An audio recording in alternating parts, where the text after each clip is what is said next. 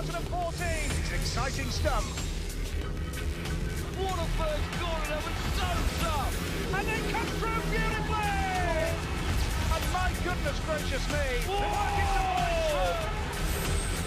That was speedway of the highest order.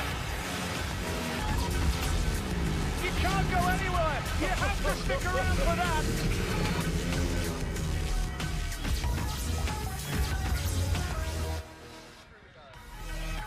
The Royal Border Bridge overlooking the River Tweed and overlooking our venue here this evening at Shielfield Park for Premier League Speedway Live. It's the Berwick Bandits and the Edinburgh Monarchs here at Shielfield Park. Two sides who are destined for the Premier League playoffs at the end of the season. There's a very good chance they will clash in those playoffs. The Edinburgh Monarchs, who've had a wonderful campaign so far, and the Berwick Bandits, who are very powerful on their own circuit around this big Shielfield Park track. They'll fancy their chances of pushing the mighty Monarchs every step of the way.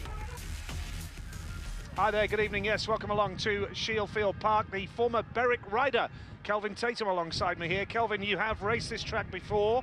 Fast, furious, round the outside of the football pitch and very quick down the straights. It is indeed. They clock them at 85 miles an hour here down the straights. It really is quite a dramatic scene. Behind us here, particularly turns 3 and 4 with the big banking. It really is quite an exciting corner to ride and to watch. So yeah, it's a big night in prospect. Plenty of rivalry as well in this part of the world, the north and into Scotland. You know, it's a hotbed of speedway and a lot of rivalry, particularly between Berwick and Edinburgh. Yeah, and Glasgow in there, Newcastle have toured. It really is quite a hotbed of speedway, as you rightly say. And with Edinburgh doing so well and Berwick just nipping them just a few weeks ago in the Knockout Cup match, there's plenty of hot contested racing coming up, I'm sure. Yeah, looking forward to it. The league table then, Edinburgh have been magnificent so far. 1 defeat all season in 15 matches, 43 points. Berwick, 36 points, only those 4 defeats. 15 meetings raced for the Bandits, so both set fair for the playoffs at the end of the season. Yeah, the playoffs look done and dusted for them. They look very well ensconced in the top 6, but certainly Edinburgh will not have enjoyed being beaten by Berwick here a few weeks ago, and they are a team that hate losing, I would suggest, and they've got this eye-catching team, so they'll be keen to get amongst the points here this evening. Yeah, and Berwick actually won away at Redcar on Thursday night as well, so they're a team very much in form, and they'll fancy their chances around here. Absolutely, you know, they're accustomed to it, and they really do enjoy riding here. So yeah, it's going to be one of those nights where we know that they're going to be right up for it. Yep, looking forward to it. The home side then, the Berwick Bandits here at Shielfield Park tonight, a very cosmopolitan side. The team news for them: Alex Edberg returned to the club at the expense of the local youngster Liam Carr recently. Sure, Liam's chance will come again. Klaus Bissing at number 1, David Bellego, the Frenchman, Steen Jensen, Matt Weathers, who is a former Edinburgh rider. He goes at number 4 and is skipper of the Bandits tonight. Kevin Doolan, lots of experience in the Elite and Premier League. Alex Edberg and Mate Kush, a powerful reserve combination. Now, what about these mighty Monarchs? They've been carving up the Premier League all season long, and they look like this. Craig Cook is the top man in the Premier League. He goes at number 1. Then you have Justin Sedgman, Max Frick, Steve Worrell, Sam Masters, Aaron Fox and Derek Snedden at number 7. Yeah, strength in depth for the Berwick Bandits. Mate Kush down at the reserve berth is a real ace in the pack for Berwick. Yes, he certainly was in July when he came up against the Edinburgh Monarchs. He's an experienced rider. He has international experience. He's 25. And yeah, a rider of that type of quality down at reserve, with the ability to take 7 rides, of course, could be vital to them. Yeah, and an exciting Edinburgh side as well, with some talented youngsters. And just looking forward to heat number 1, which will be coming up very shortly. We continue the build-up with the captains down in the pits with our man, Chris Louis. Thanks, Nigel. Yeah, I've got Matthew Weathers and Derek Snedden with me. Derek, if I can come to you first. Let's not beat around the bush. This is a massive meeting, and it's a local derby across the borders. And you guys, you've been built up as the mighty Monarchs. It's been a fantastic year so far. Yeah, definitely. Hopefully it's going to be a good clash between the two clubs. We were down here a few weeks ago, and to be fair, taking a good cuffing from Berwick. So we're obviously looking to return the favour tonight and come away with the victory. Two very contrasting circuits, though. The Edinburgh track is tight. It's got very tight corners. Here, it's a big, wide open space, a very, very fast track. It's quite different for you guys. Oh, it's like night and day. I mean, the Berwick boys have got they've got it set up well around here, and if we're going to take anything tonight, we'll need to be on top of our game to take anything away. Good luck. Thanks, Derek. Thank you. Matthew, as I said, it is a massive meeting, but you guys, all the pressure really has been on Edinburgh all year. They've been unbeatable virtually, and you guys have just crept up there. You've both done 15 meetings. If you get a win tonight by 7 points or more, you'll be just 4 points behind them. Yeah, I think, you know, we've probably surprised a few people this year, and the team's, you know, it's quite strong, really. You know, but we are against Edinburgh, and they're also very strong. You know, they're sitting at the top of the table, so we're not thinking it's going to be easy, but, you know, we're planning to win. Cold, wet conditions today throughout the day. Has that changed track conditions for you guys, or is the track pretty much as you would expect? The track's pretty good, actually. It's been packed pretty hard, so, you know, it shouldn't be too many problems. Great stuff. Good luck tonight, Matthew. All right, cheers. Yeah, a little bit of drizzle in the air right now, but a good turnout here nonetheless here at Shielfield Park.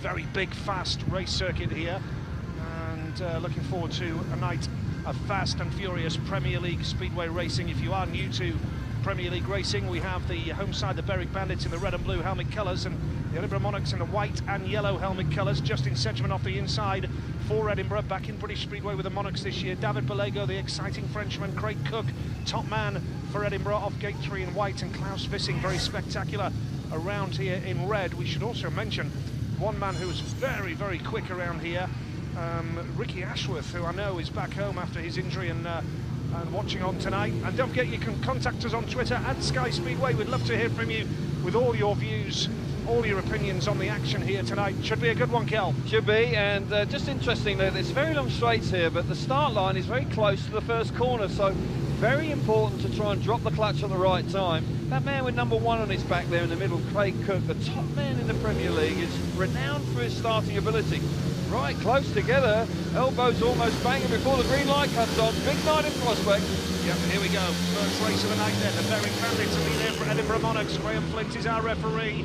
And going into that first turn, it's a good start from Justin Sedgman. Craig Cook around the outside. Now, what can Vissing do here for Berwick in the red helmet colour? There's not a lot of room down that back straight. Vissing gets the drop on Sedgman and now goes wide. And it's very, very quick here, coming off the banking of turn 4 on lap 1. How quick is this? Fabulous action now on the first lap. Got to say, Klaus Vissing showed tremendous commitment down the back straight on the opening lap. It looked like Sedgman was going to be able to hang on to the 5-1, but Cook out in front, looking good. Vissing charging hard in second place. Sedgman under pressure for third place, but yeah, fast action in E1. Yeah, Sedgman holding on to third. It's a 4-2 to Edinburgh as it stands at the moment. Cook leading the way comfortably for the mighty Monarchs of Edinburgh. Second place is Vissing, third is Sedgman, coming high off the banking, very much like Workington's Derwent Park here, turns 3 and 4, and yeah, very reminiscent of the old Odsal Stadium at Bradford, the banking on the track in certain places. Very exciting stuff here. Cook then has that lead.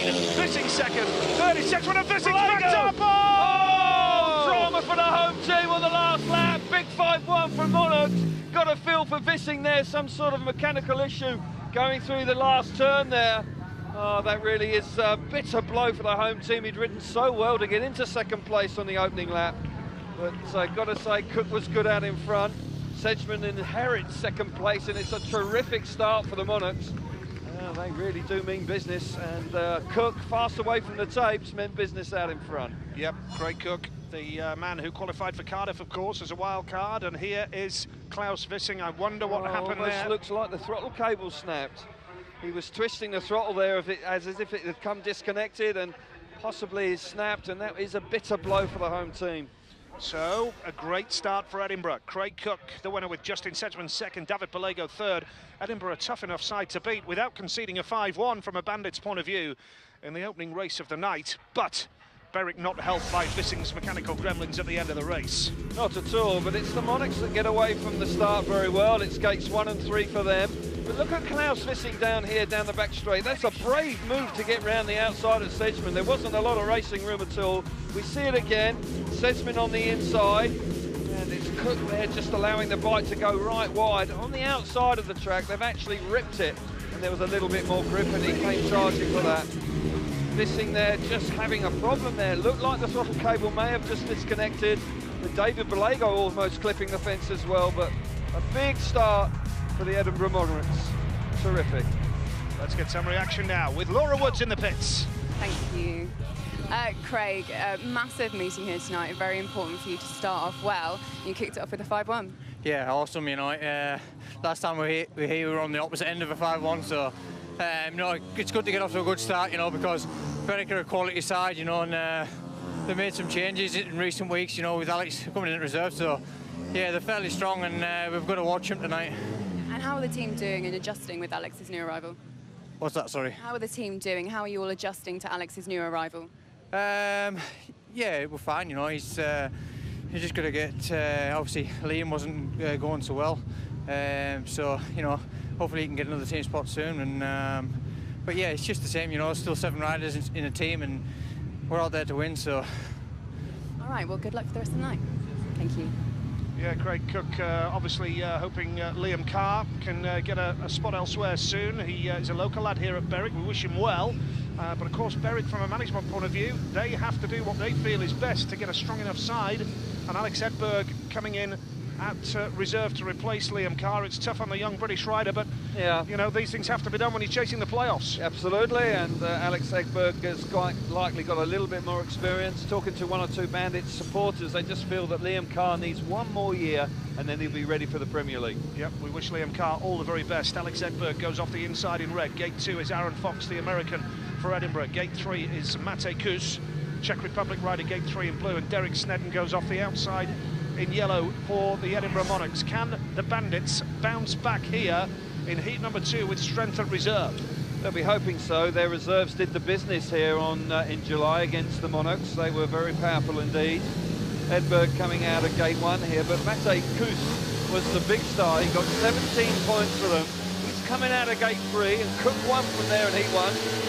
Well, you can tell it's very nervy and edgy at the start line here, and it's a super start from Mate Kus, and Alex Edinburgh is there as well. And now charging hard in white is Aaron Fox, but Berwick are on a 5-1 right now. Just what the doctor ordered for them. It's Mate Kus in blue. Second place in red here is Alex Edinburgh. Charging round is Derek Snedden into 3rd place. Snedden's going to take up the challenge now, but this is just what Berwick were looking for, Kel. Yeah, the ideal response, and fair play to them. It looks like gates 1 and 3 are a distinct advantage, but look at Mate Kus. He is a very accomplished rider out in front. You've got to say that he has a lot of experience, not only here, but on the continent as well, and he looks fabulous out in front. Alex Edinburgh is settled in 2nd place with Derek Snedden from the Monarchs not really being able to land a blow, but Mate Kus out in front, dominating the race. Yeah, Mate Kus, a high-quality performer and far too good to be a reserve in the Premier League, really. His average is 5.49, but look at the way he's kicking on here. Down the back straight, he's almost a length of a straight clear of the opposition here. Mate Kus has that lead. 2nd place in red is Alex Edinburgh. And 3rd here, Derek Snedden with Aaron Fox, the American, at the back there for the Edinburgh Monarchs. But that is just what Berwick needed. They level the match there with a 5-1 of their own in heat number 2. Yeah, what a way to reply to what was a really tough opening race for the home team, particularly with the problems that Klaus Vissing had late on in the race. Mate Kus was in a class of his own, and he will be a busy man when he's riding like that. He was supreme out in front, and then he was super duper out in front with Alex Edinburgh supporting him nicely in 2nd place. Can't believe, with all the rain around, we're getting dust clouds here at Shielfield Park. When we arrived, they were watering the track. It was staggering. Mate Kus from Alex Edinburgh. That's why Edinburgh came back to the club. Snedden was 3rd, and it's a 5-1, and it's 6-all here, but there's some nervy starts here. Yeah, a little bit of movement on the start line there, that was for certain, but it was all about the Bandits. Look at Kus on the outside there. He absolutely fantastic there, and he looked really impressive, and when he settled, he just pulled further and further away. Super response from the home team. Let's get some reaction with Chris Louis. Thanks, Nigel. Yeah, I'm just going to try and get a word with Manny. Manny, I'm guessing you wish you could race Edinburgh here every time. That's 20 points from your last 8 races against Edinburgh, I think. Yeah. How's the track conditions? Matthew was saying that the weather hasn't upset track preparation too much, maybe a little bit slicker than normal. No, track is absolutely brilliant. More slicker than last week because there was football match, so I think there wasn't enough time to get the track ready. But track is spot on. Track is spot on. You wouldn't want to be riding in a reserve position, but it does make Berwick very, very strong, particularly here at home. It's a big advantage, I think, for a club. And unfortunately, because of the last season, I wasn't doing any well, and it did help me and the club as well, because some of the low average. So yeah, getting there step by step. Great start meeting, well done. Thank you very much. Yeah, good stuff from Mate Kuss here. We have Matt Weathers in blue, who is a former Edinburgh rider, now for the Monarchs here. Steve Worrell in yellow, top scored in the Elite League last night for Swindon, down at Eastbourne. Here he is. He's a busy man this year, riding in 3 leagues, and he top scored for Swindon, and it was only at Eastbourne, not too far from here, in Berwick. He's done some miles today, that's for certain, that boy, and they've managed to clean the bike as well, so fair play to him. He'll be looking to kick on. He must be full of confidence but I tell you what, it's an entirely different type of track he's come to this evening from Arlington, the tight technical track. Here we've seen in the first 2 races how fast it is. So yeah, it'll be interesting to see how he settles in. Here's the lineup then. Off the inside, Max Frick, talented young Australian. Matt Weathers, gate 2 in blue for Berwick. Stevie Worrell, gate 3 in yellow. Rides in 3 leagues this season. Steen Jensen going off the outside in red for the Berwick Bandits. Good to see a big turnout here tonight at Shielfield. They're very passionate. You know that, Kelvin. You rode for Berwick briefly at the old Berrington Lock Stadium, and very passionate about the speedway in this part of the world. They really love it, and I've got to say that I have very fond memories of the people up here. There's no question that they absolutely adore this speedway. Here we go, terrific. Heat number 3, it's level at 6 apiece, and again a little bit of a nervy start, but the Monarchs have made a beauty here. It's Max Frick in white, Stevie Worrell in yellow, charging around the outside. Now Worrell takes the lead, and it's looking comfortable. Now Steen Jensen in red, and Matt Weathers in blue are going to take up the charge here for Berwick. But Edinburgh riding quite beautifully, and Jensen now for the Berwick Bandits is going to go wide and try and challenge the man in white, Max Frick. And now he's charging closer, down the back straight he goes. Yeah, Steen Jensen, of course, is having a really good go in 3rd place, but once again, gates 1 and 3, Nigel, have proved to be far superior than 2 and 4. In the first 3 races, they really have proved to be absolutely dominant. And the 2 boys from the Monarchs here, looking good. Worrell again kicking on from his big performance at Swindon last time at Eastbourne, but yeah, looking like we're going to flip-flop with another 5-1 here. Yeah, Worrell absolutely flying here, having a wonderful season with Edinburgh, with Swindon, with Cradley in the National League as well, and riding superbly, very smooth and very stylish. Stevie Worrell had injury problems last year, but he's having the season of his short career so far.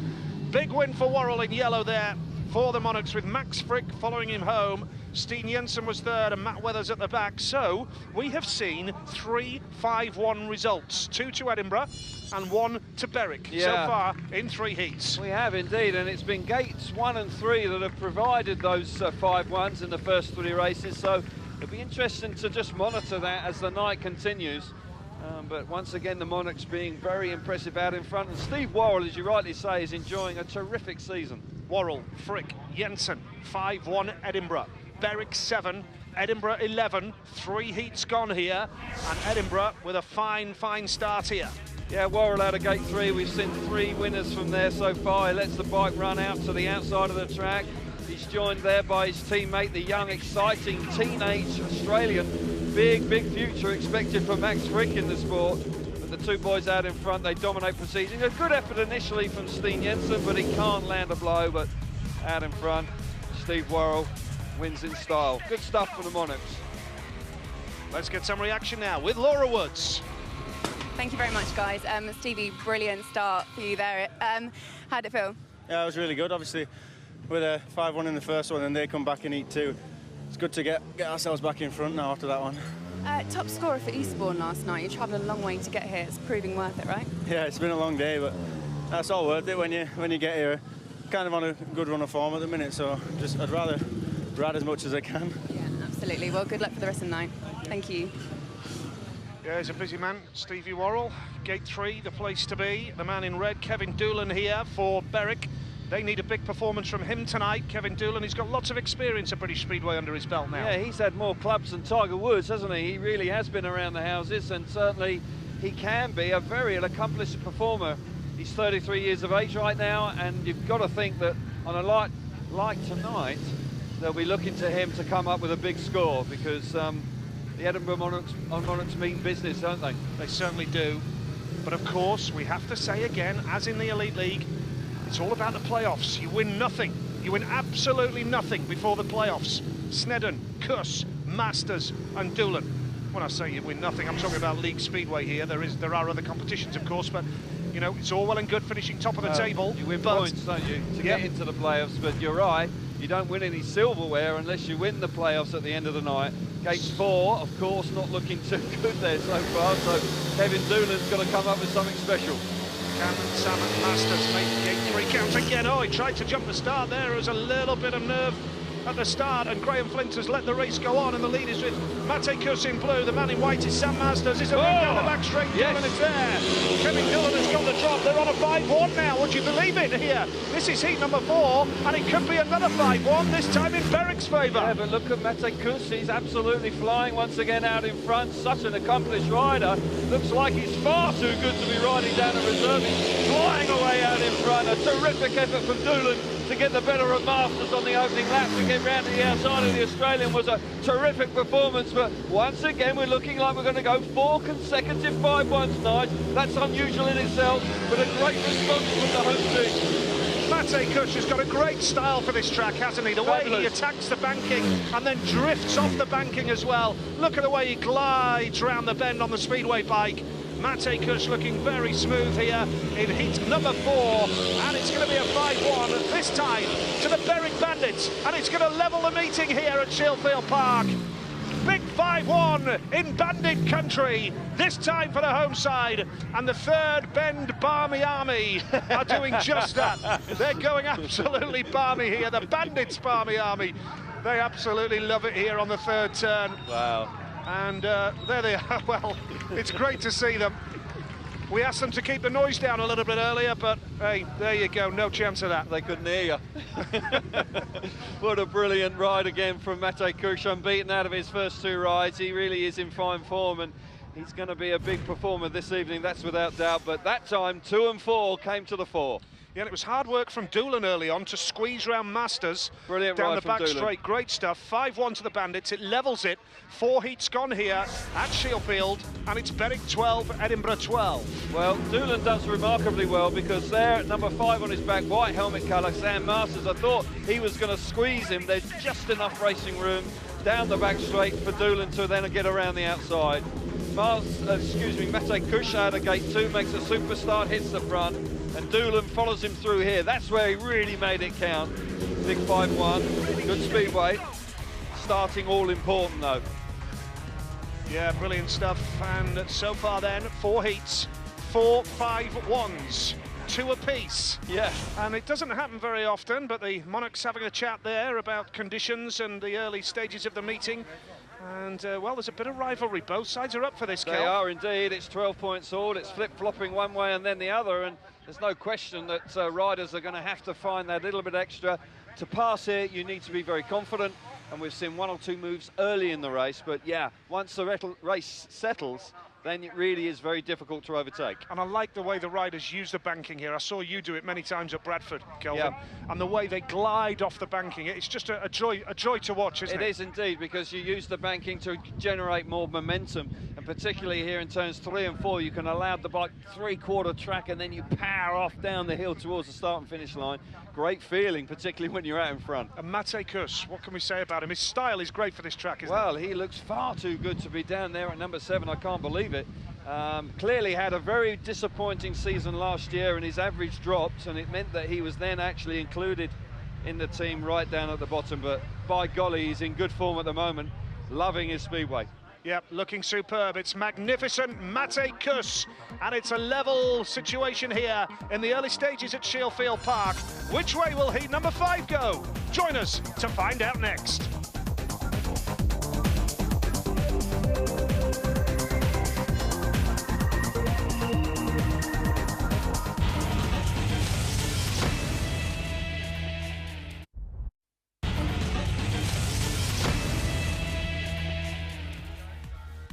Mate Kuss down at reserve has been magnificent so far for the Berwick Bandits here. 2 rides and 2 wins. And he's not just winning races, he is winning them quite comfortably for the Bandits tonight. I'm sure we're going to see him take some extra races here tonight.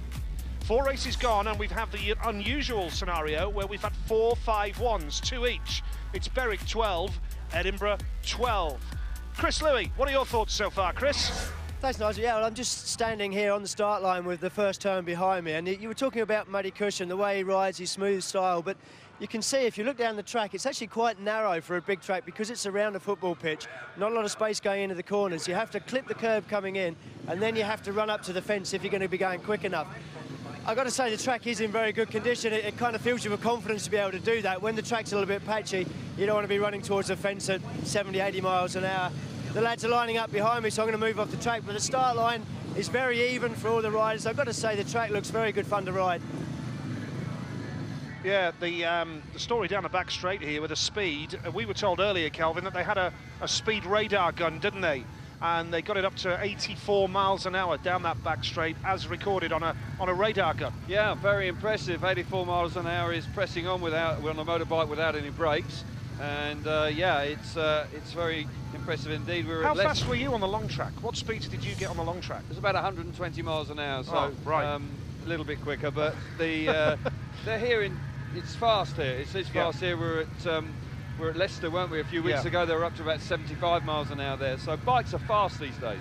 Jensen, Sedgman, Weathers, Cook, Berwick off gate 1 and 3, Edinburgh off gates 2 and 4, level, Berwick 12, Edinburgh 12, Premier League Speedway, live from Shielfield Park here. Craig Cook, the man in white. A lot of talk about Cookie, right to Bellevue in the Elite League as well, but has found it tough at times this season in the Elite League with the new race format. Yeah, he has. It hasn't done him any favours, and there's no question he's in his comfort zone in the Premier League. He is the outstanding rider in this division. I fully expect him to do the business from the outside here. This is seat number 5. And into that first turn, it's a good start here from the man in yellow. It's Justin Sedgman, but coming around the outside in blue. Matt Weathers, super ride from Matt Weathers, and up the inside for third here is Craig Cook battling away here. It's a good race for third spot here. Switching up the inside is Steen Jensen on the home straight as well, but it's a 3-all as it stands. It's Matt Weathers here, the skipper of Berwick, a former Edinburgh Monarchs rider who finished last in his opening ride. He's leading the race. Yeah, good opening lap there from Matt Weathers. Got to say, he's responded brilliantly. He made a good start and got that bike round the first corner. Cook lifted. I thought Cook would come charging from the outside and get himself into the business, but he had to do the hard yards by diving up the inside of Steen Jensen. Has got himself comfortably into third place, but it's all square. There's a lap to go. Looks like the meeting's going to stay even Stevens at this stage. Yeah, Matt Weathers, who was in the Wolverhampton Elite League squad at one stage of his career as well, from Australia, kicking on here into the back gate, turn 3 and 4 for the final time, and it's going to be the first shared heat of the night here, heat number 5 at Shielfield Park, and it's a good win for Matt Weathers, but with Cook and Sedgman packing the minor placings there as well, it means that we are still level here, a third of the way through this Premier League match. But that man, Matthew Weathers, well, he had to work hard for it, and he got his reward. Absolutely. It was once again early in the race where you've got to make your move. Good effort from Cook to get up the inside of Steen Jensen. That was a brave move coming into turn 3. That man missed the start that time and then just lifted coming off gate 4. But yeah, once again, super effort from Weathers after failing to score first time. Yeah, good ride from Matt Weathers then. Justin Sedgman was second, Craig Cook was third. And that's a 3-all. And it means that after 5 heats here, it's level. Berwick Bandits 15, Edinburgh Monarchs 15. A close one then, 10 heats to go. And it was a fine ride by Matt Weathers, the man in the blue helmet colour. Yeah, gate 3 working really nicely, and he gets around the outside of Justin Sedgman. It's Cook. Now, watch this move here. Cook has to be very brave there. Not a lot of racing room on the entry to turn 3, and he gets the better of Steen Jensen. Once again, roaring to the first corner, it's Weathers. He allows the bike to run wide in that first corner. Justin Sedgman just squeezing him up, but super ride from the captain from the Bandit. Down trackside once again for us is Chris Louis. Yes, Nigel, yeah, just it was a brave first turn from Matthew Weathers. He really kept the throttle screwed on, and a vital one, really, keep the status quo. Berwick not wanting to go behind at this stage, early stage of the meeting. So track conditions are settling down. They're very good, actually. I've got to say the track is in absolutely prime condition. They were watering the track earlier, even with the threat of rain, but you know, each track curator knows their stuff. They know exactly what they've got to do to make sure they get the right racing surface. I thought it was a brave move, but I think he's got it absolutely spot on. Yeah, he clearly knows the track inside out, Nige, because yes, when we arrived, we heard that they'd been watering the track on and off through the day, and that really did surprise us because there has been some rain in and around this area most of the day, but yeah, absolutely spot on. A little bit slick on the inside if you want to be super critical, but by and large, racing surface, shouldn't be too many excuses.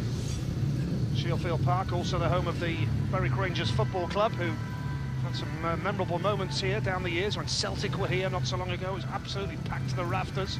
Masters for Edinburgh, Vissing for Berwick, Fox for Edinburgh, and Belago for the Berwick Bandits. And a great scoreline, 15-all, sets up the rest of the meeting quite beautifully, Kel. Yeah, absolutely. It's no team running away with it at this stage. Klaus Vissing was very unfortunate. I do think there was something wrong with his throttle cable, and I'm sure that they've rectified that. Beautiful setting here, and a gorgeous football pitch. I've got to say, it almost looks too good to play football on it, I've got to say. But Brought yeah, your boots? No, I can't run around anymore, mate. Too many injuries. But a big race for Klaus Vissing. He'll want to bounce back. He'll be really disappointed not to have picked up any points third time away. Bike problems in the opening heat for Vissing, the man in red then here. This is heat number 6. And into that first turn, well, it's going to need a switch up the inside for Aaron Fox here, but around the outside in blue is Belago. Whoa. Wonderful move here, and now the man in red is Vissing coming through into third. Sam Masters holds second place right now in the third and fourth banking, and Masters is going to try hard here. They're all bunched up going into lap 2. Absolutely, got to say that David Belago there from France was supreme. Look at Vissing! Vissing charges up the inside of Masters, takes him by surprise. Is anything in the tank there for Masters now? Can he respond? Super effort here from the Bandits. David Belago initially nice round the outside, and what an effort from Vissing to get the better of Masters. The Frenchman Belago and the Dane Vissing doing the business for the Bandits here. Sam Masters is third, and the man at the back right now is Aaron Fox, who's finding life tough here on the big Shielfield Park circuit. We're into the last lap of heat number 6. This will give Berwick the lead here, and that is for the first time tonight. The lead then is with Belago. Vissing is second. The Bandits take the lead, and the home fans are delighted with that. Rightly so, Nige. That was a smashing effort from both of the home riders in that race.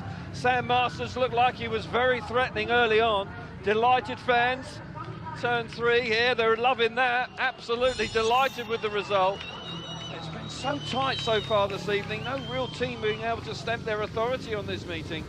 But there in that race, you just sense the home team found a little bit extra. That man there, David Belago, not too many French riders kicking around riding in the English leagues. But by golly, he showed his worth there, didn't he? Really gave it everything. Good stuff there from Berwick, David Belago, from Klaus Vissing. Sam Masters was third. Aaron Fox at the back. It's a 5-1 to the Berwick Bandits, who lead here by 20 points to 16. You can be sure that the Monarchs will respond. No doubt about that. The Barmy Army supporting the Bandits here celebrate that like they've just won the league title. Yeah, well, that was a great way to respond here for the home team, because this pairing, first time out, actually only got 1 point between them. Look at that first corner from David Belago. That is fantastic. You've now got Sam Masters in second place, and Klaus Vissing has come from the back. He's come now through, come from the back into third, and then a super move up the inside of Sam Masters. We'll see it again. This is super. Look at this. Diving up the inside. Masters just has this momentum killed slightly by Belago, and Vissing was there ready to bounce. Oh, super high-speed action, and great stuff from Belago out in front. Good speedway. Reaction comes from Laura Woods. Thank you, guys. I'm with David Belago. David, brilliant win there again, a 5-1 when you guys needed it.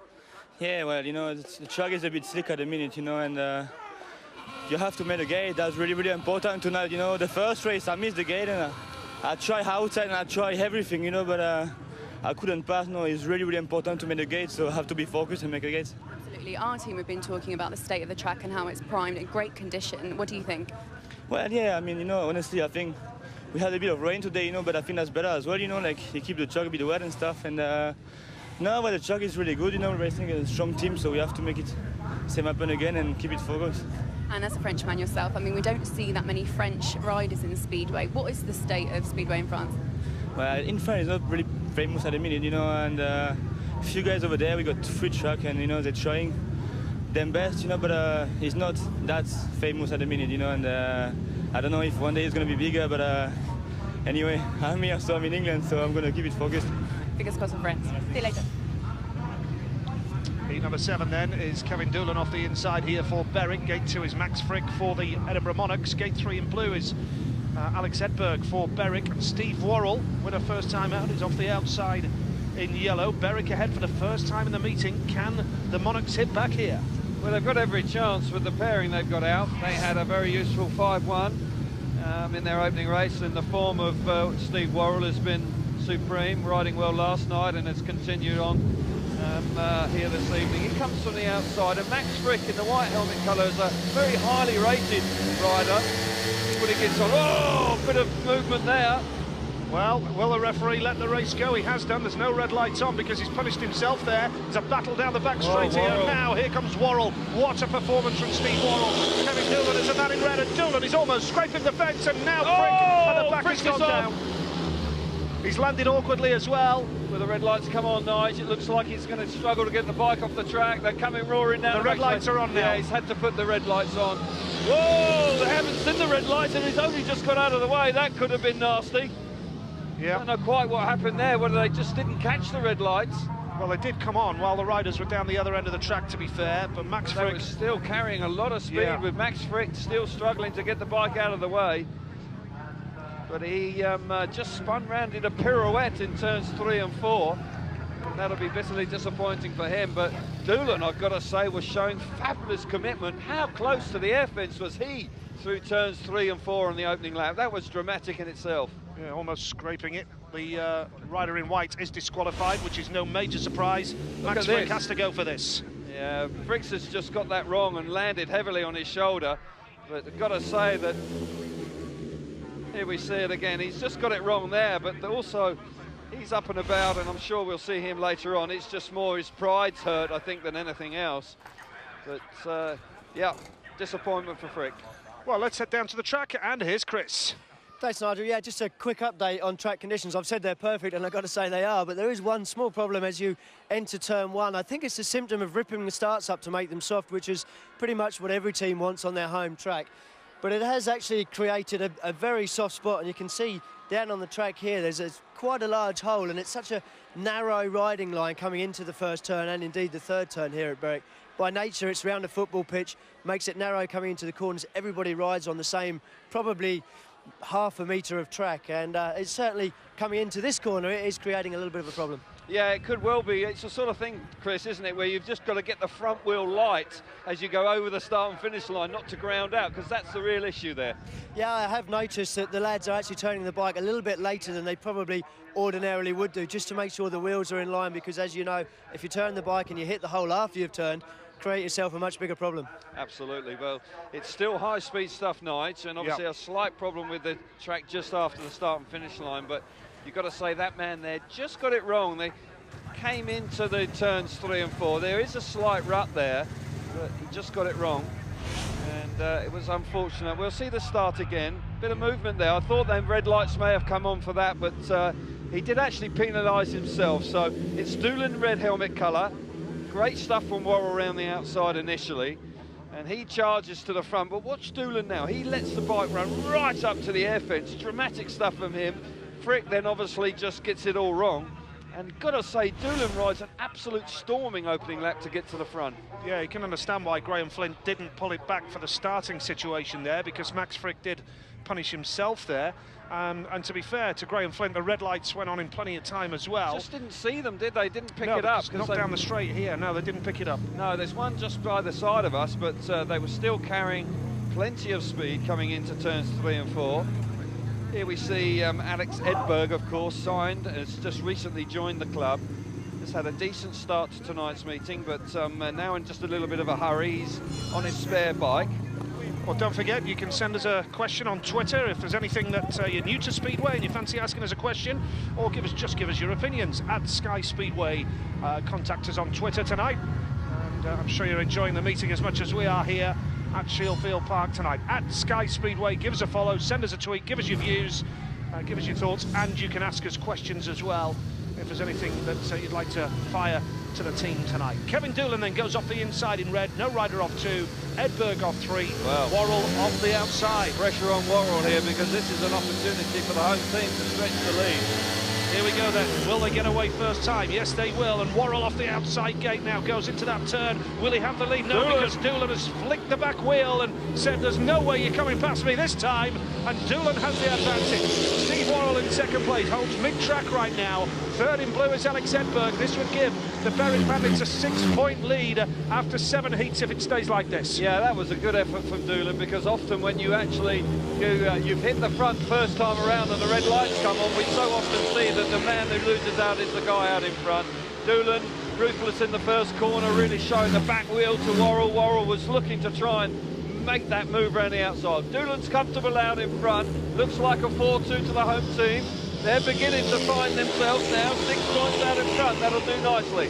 Yeah, Kevin Doolan kicking on then, going into the last lap of heat number 7, and this is pretty much a procession here now in this race.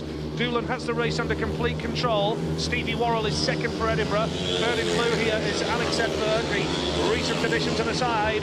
It's a 4-2 to Berwick. They open up a 6-point gap now after 7 heats. That'll do them nicely. And when a team goes 10 down, they can nominate a rider for double points under a tactical ride rule. But Edinburgh not in that position yet. But Berwick, they'll be happy with a 6-point cushion at this stage. Yeah, they will indeed. And he's delighted with that, Kevin Doolan. He hasn't had the best of seasons. His scores have been pretty okay. But tonight, he is delighted with that. Made a really good fist of it round that first corner and meant business out in front. And the way he celebrated, that really meant a lot for him. So Doolan the winner then, with Steve Worrell in second place there for the Edinburgh Monarchs. Alex Edinburgh was third. Max Frick disqualified, of course. It's a 4-2 to Berwick, and they lead Edinburgh here by 24 points to 18. Great stuff here at Shielfield Park. The Berwick Bandits have just got that 6-point cushion now, but the table-topping Monarchs looking to hit back in a few moments.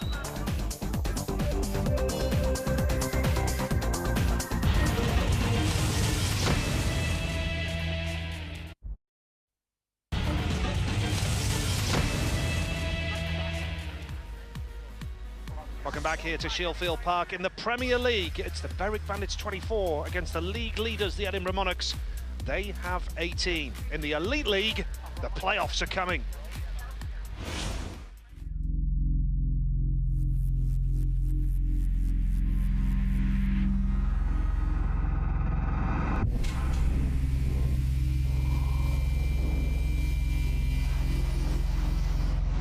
You accelerate off the start line faster than a Formula One car.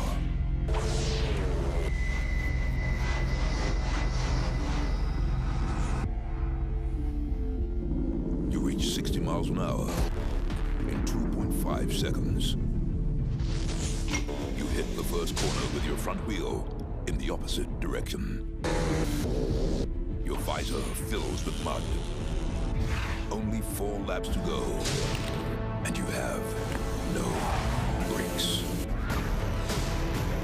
It can only be Speedway.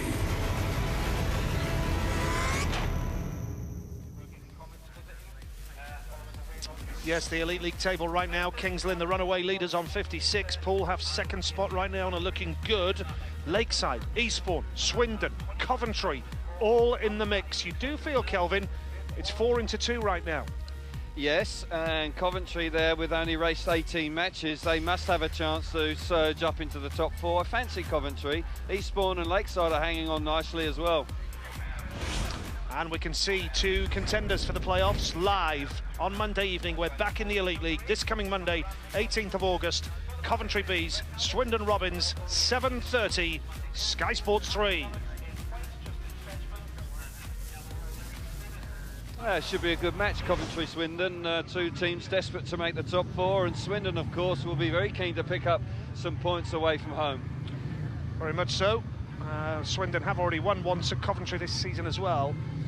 Should be a good match there on Monday night, live with us back in the Elite League. It's an exciting time for Speedway fans up and down the country as we build up to the playoffs in September, and then October, of course, when the titles are decided in the Elite League, the Premier League and the National League.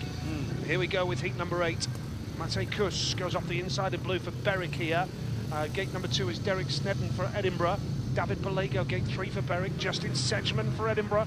Off the outside here, I can tell you as well that the Berwick management, John Anderson, the team manager, is looking at putting Mate Kus in red in heat 9 as well. So looking for 2 rides on the trot for this fella. Well, the French-Czech Republic combination here could prove to be quite dynamic, because both the riders won last time out.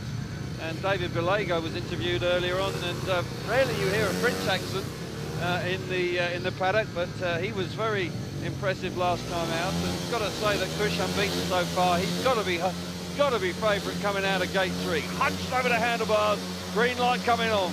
Edinburgh need to hit back here.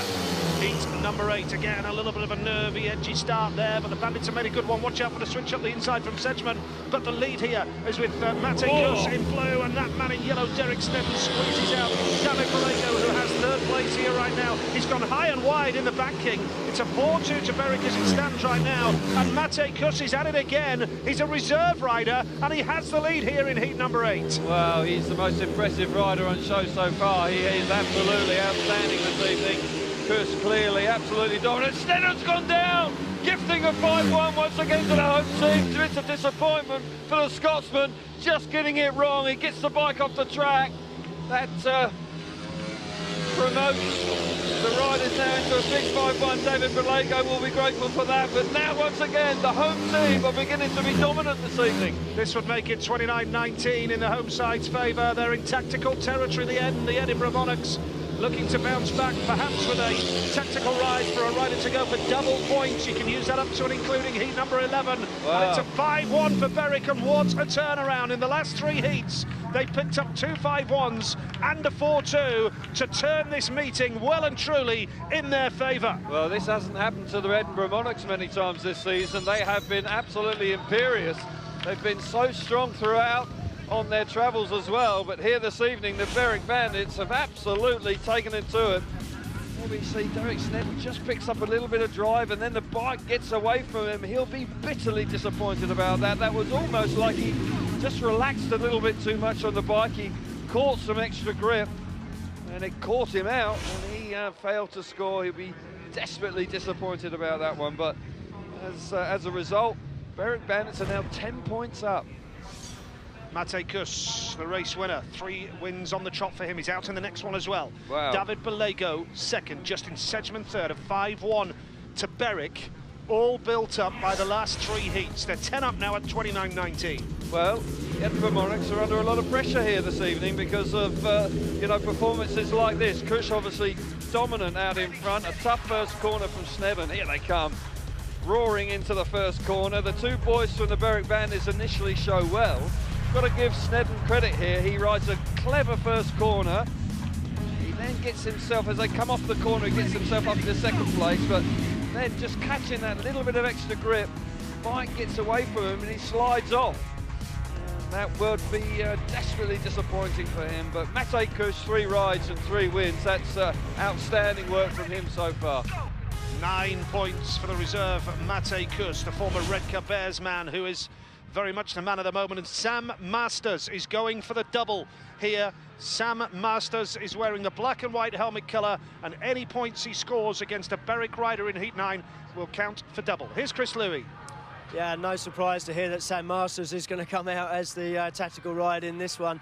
Edinburgh wasting no time, you just can't afford to, and it could be bad timing, that slip from Derek Snedden. He's a tenacious character and he'd put in a great first turn, a real captain's ride, and but that fall gifting the 10 points lead to the home side really could be bad timing. I mean, they could even possibly use 2 tactical rides here, obviously going right up to heat 12, but track conditions, the dirt is moving out, and if you enter the dirt too wide, I think that's what caught Derek out. The bike grabbed a little bit, took him a little bit too quick into the corner, possibly panicking as he went there, and turned it too hard as he got to the slick bit in the middle of the corner. But it was tough on Derek and certainly tough on Edinburgh. in depth with Mate Kus, and it could prove to be the case, because he could well be in line for 6 or 7 rides tonight for the Berwick Bandits. Yeah, I mean, Matty's going to be in for a long night, that's for sure, and this is a particularly physical track. You know, it is pretty tough on the riders. You don't want too many rides in quick succession, but Matty, I've got to say, he didn't make a particularly good jump that time. He actually let the bike go before the tapes went up, had to grab the clutch again, but he did enough work hard to make sure he got into the corner. And well, when you're riding that well, you're going to get those extra rides, and that's exactly what he's going to get tonight. I think we've got Laura Woods in the pits. At this stage of the meeting, did you expect it to be like this? They're starting to run away with it a little bit. Sorry, I couldn't hear a word you were saying. It's really loud down here. At this stage of the meeting, did you expect it to be like this? Well, you can never be sure, but we're 10 points down now, so we have to try and maximise the facility that's there for us to keep us in the game. About maximising, you're going to put Sam Masters out in the next week, going head-to-head with Matty Kush, who's on fine form this meeting. Just explain your reasons for that. I have no idea what you were saying there, but I'm sure you're asking about Sam Masters. Sam Masters. Yeah, Sam has not done that well in this match up to now, but he is capable of certainly winning races, so we have to use him to the best of our advantage. Best of luck. Thanks, guys. Ali Karkas, the team manager of the Edinburgh Monarchs, and also chairman of British Speedway as well, Ali Karkas, and has been for the last 5 years or so, and commutes regularly from Edinburgh down to Warwickshire for British Speedway high meetings there. So he's a busy man, Ali Karkas, and he's putting the black and white helmet on his man Sam Masters. Yeah, and they're under pressure, and they haven't been in this sort of situation too many times this season, when you can see the position they're in. But Sam Masters, got to say that he's only scored a couple of points so far this evening, so he's going to have to find a little bit extra here. And when you consider the form of the home team, Masters is going to have to come up with something extra special to beat Mate Kush. And Weathers won his last outing as well. He's off the inside. Yep. Sam Masters going for the double here off gate number 2. Mate Kush, gate 3 in red for Berwick. And Aaron Fox, who has really struggled quite badly, and there's the difference. Down at reserve, 5 races by an Edinburgh reserve, and 1 point from 5 rides down at reserve between Fox and Snedden. Just not quite good enough, and they're struggling there. And you've got to say Kush is coming out of the favoured gate, which will be do him no harm at all. It looks like he could go on to win another race here this evening. And got to say that Edinburgh Monarchs, who have been in dominant form, they really have been. They have been a team full of confidence. All of a sudden, they find themselves under a lot of pressure here. Just saw George Hepburn there, a director of Berwick Bandits Speedway. Be pleased with the way his side are going tonight. Can Masters make it here off gate number 2? The red lights have come on, and that's no major surprise, because Masters did drop the clutch a little bit early there, I felt anyway, and it's just so typical of the way the night has gone, because it's a big night in the Premier League. It's under pressure, Nigel. There's been a lot of starts that have been nervy and jittery, Kelvin. Because the riders are aware how important it is to make a good start on this fast track. You get away, almost impossible to be caught. Now Masters, who hasn't been in the best of forms this evening, he's only got a couple of third places. Yeah, just a little bit movement there. I'm not so sure. I'm not watching the replay. I'm not so sure. I was a bit harsh on Masters there. He moves fractionally there, and actually does get a fraction of a roller. Moves momentarily before the tapes go, and he just may have gained a little bit, but it's marginal. Yeah, I think if I was a referee, I would have called it back. But marginal, but yeah. But as I say, Masters is under pressure here. He's got to come up with something. He's feeling that tension there with that slight movement just before the tapes go up. I'm not sure. Graham Flint, he did move fractionally. If you see it here, you'll see him move just momentarily. But Weathers did as well, I think. Matt Weathers on the inside did that as well. So, yeah, huge pressure. Sam Masters back in British Speedway. He was lined up for a move to Wolverhampton in the Elite League last year, and it didn't work out for him. He stayed at home in Australia. But back in British Speedway with the Edinburgh Monarchs this season, and a very good Speedway rider, and of course we saw that at Somerset in the Premier League pairs, Kelvin. Yeah, he's got a nice style and certainly looks nice and relaxed on the bike, and it's been definitely been a massive plus to the Monarchs this evening with Max Fricks. They seem to have made a really good partnership, and they have, up until this evening, they have had a really good run. They're having a tough time tonight, but they can turn it around. If he can come up with something special, Sam Masters, here, and pick up 6 points, and they could battle their way back into this match, but they really need to do it now. Certainly do. Aaron Fox in yellow, who's found life tough tonight. We have Mate Kus from the Czech Republic, Matt Weathers from Australia, doing the business here for the Berwick Bandits. Weathers with a win last time out. Can anybody stop Kus off gate number 3, which has been profitable so far tonight? Here we go. Heat number 9. Kus is at it again from gate 3. Weathers is there with him as well. And the tactical ride. Sam Masters is at the back right now. Remember, for points to count for double, you have to beat an opposing rider. So Sam Masters, with a black and white helmet colour on here, has to beat a Berwick rider for his points to count for double. If he doesn't, it'll be another 5-1. It'll be a 14-point lead, and Edinburgh can go for another tactical ride. Yeah, and I'm sure they will do, Nigel. No surprise to see Mate Kus out in front. Got to say, Matthew Weathers, after a poor opening ride, looks terrific here. He's got a lot of speed in second place, and as hard as Sam Masters is trying in third, he just can't land a blow. Missed the start this time and just got beaten up by the home riders. Look at Weathers, right up the banking, charging down the back straight. The Czech Republic rider, Mate Kus, out in front, looking majestic once again. Yep, magnificent ride here from Mate Kus. He's going to get 12 points out of 12, and they're going to build up a 14-point lead. Can you believe just how superb it was, this turnaround? Wow. It's a 5-1 for the Berwick Bandits, because Sam Masters finished third, but to finish with 2 points there instead of 1, he would have had to have beaten an opposing rider, and Sam Masters did not beat a Berwick rider, so he does not get double points. It remains a 5-1, and the Berwick Bandits are absolutely rampant here, Kelvin. They are, inspired by their number 7, Mate Kus, who's clearly far too good to be a reserve, and he's riding out of his skin.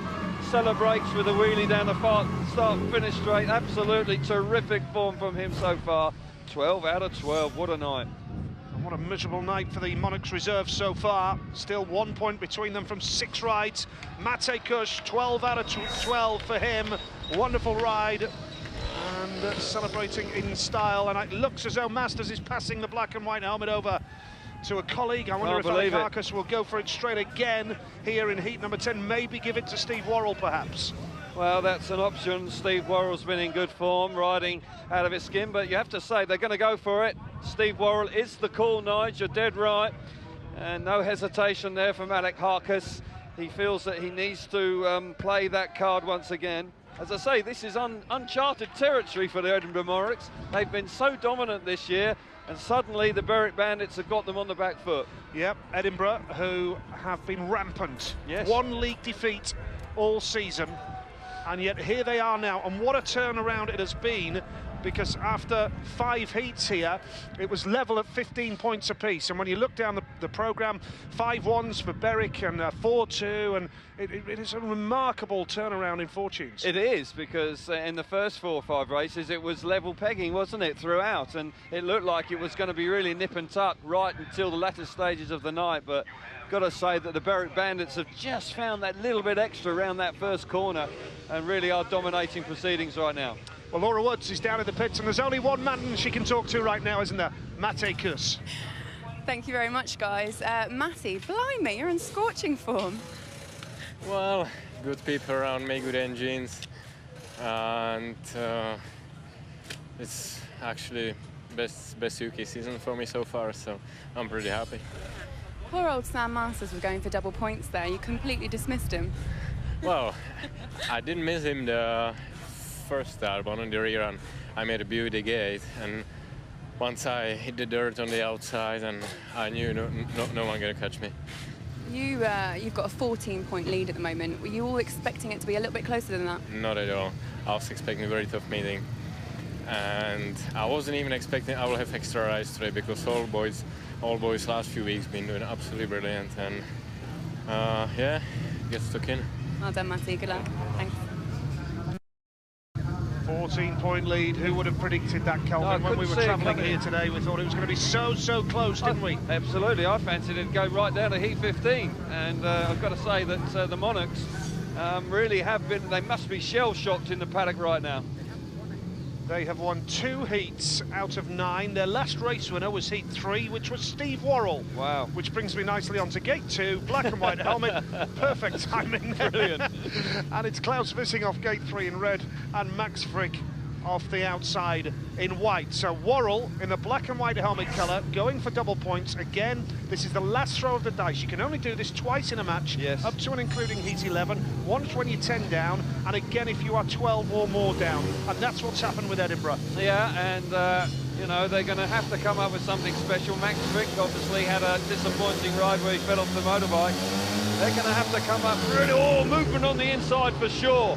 Well, the race continues. The race continues here. The referee has allowed it to go on, and it's the mighty Berwick Bandits now who have that advantage with Vallejo in blue. The man in red here is Klaus Vissing. Steve Worrell can't land a blow, and he's going to be passed by his own partner here, Max Frick, on the home straight. It's all going horribly, horribly wrong for the Edinburgh Monarchs as the Bandits kick on here magnificently. They are once again, they're totally dominant, but I fancied that David Vallejo was a touch fortunate in there. Seemed to move before the lights went on, or the tapes went up rather, excuse me, and he's looking terrific. The Frenchman once again looks super out in front, and Klaus Vissing joining him, and it's all going wrong here this evening for the Monarchs. The double tactical rides have backfired. They're not going to score any extra points at all if Worrell can't land a blow, but the Bandits are rampant. They just won't be denied this evening. No, what a wonderful ride this is from David Vallejo, the Frenchman, and the man in red is Klaus Vissing. This is a complete Berwick performance. And let me just remind you, it's all about the playoffs. Edinburgh top of the table and have had it their own way most of the season. If this was a playoff meeting, they would be in serious jeopardy going for the Premier League title. And one for our Twitter followers, give us a bit of help here. Is that the first time in heat number 9 that Edinburgh have used a black and white helmet this season? I can't tell you off the top of my head. Maybe our Twitter followers can contact us at Sky Sports Speedway, send us a tweet. Is that the first time Edinburgh have used a black and white helmet this season? Well, it could very well be, Nigel, because as you say, they've been so dominant this evening. This season rather, and you've got to say that David Vallejo rode well. I'd like to see the start again because it just looked like he was a little bit eager on the inside, but whatever, he won in fine style. So Vallejo, the race winner, with Vissing second. Third place, Steve Worrell, who was on a tactical ride. So now 2 tactical rides for Edinburgh, and they've conceded a 5-1 in both of them. Well, they've extraordinary only scored 2 points. scenes. It is extraordinary scenes. They were trying, they were in it, and they just couldn't make it work for themselves. Got to say that the Bandits, we'll see it here now. Yeah, definitely moving before the tapes went up, and he gained an advantage, and that certainly didn't do the Monarchs any favours at all, and it penalised Stevie Worrell big time because he then has to switch to the inside. There isn't much grip there, and he gets relegated to the back momentarily. David Vallejo wins, certainly just slowing down after the race, where he's won the race in fine style.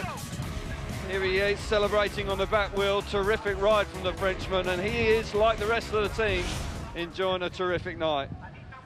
Well, Steve Worrell's clearly not happy, and I think it's the start that you referred to there, Kelvin, that has probably looked like made him angry. Yeah, he looked like he gained an advantage without question.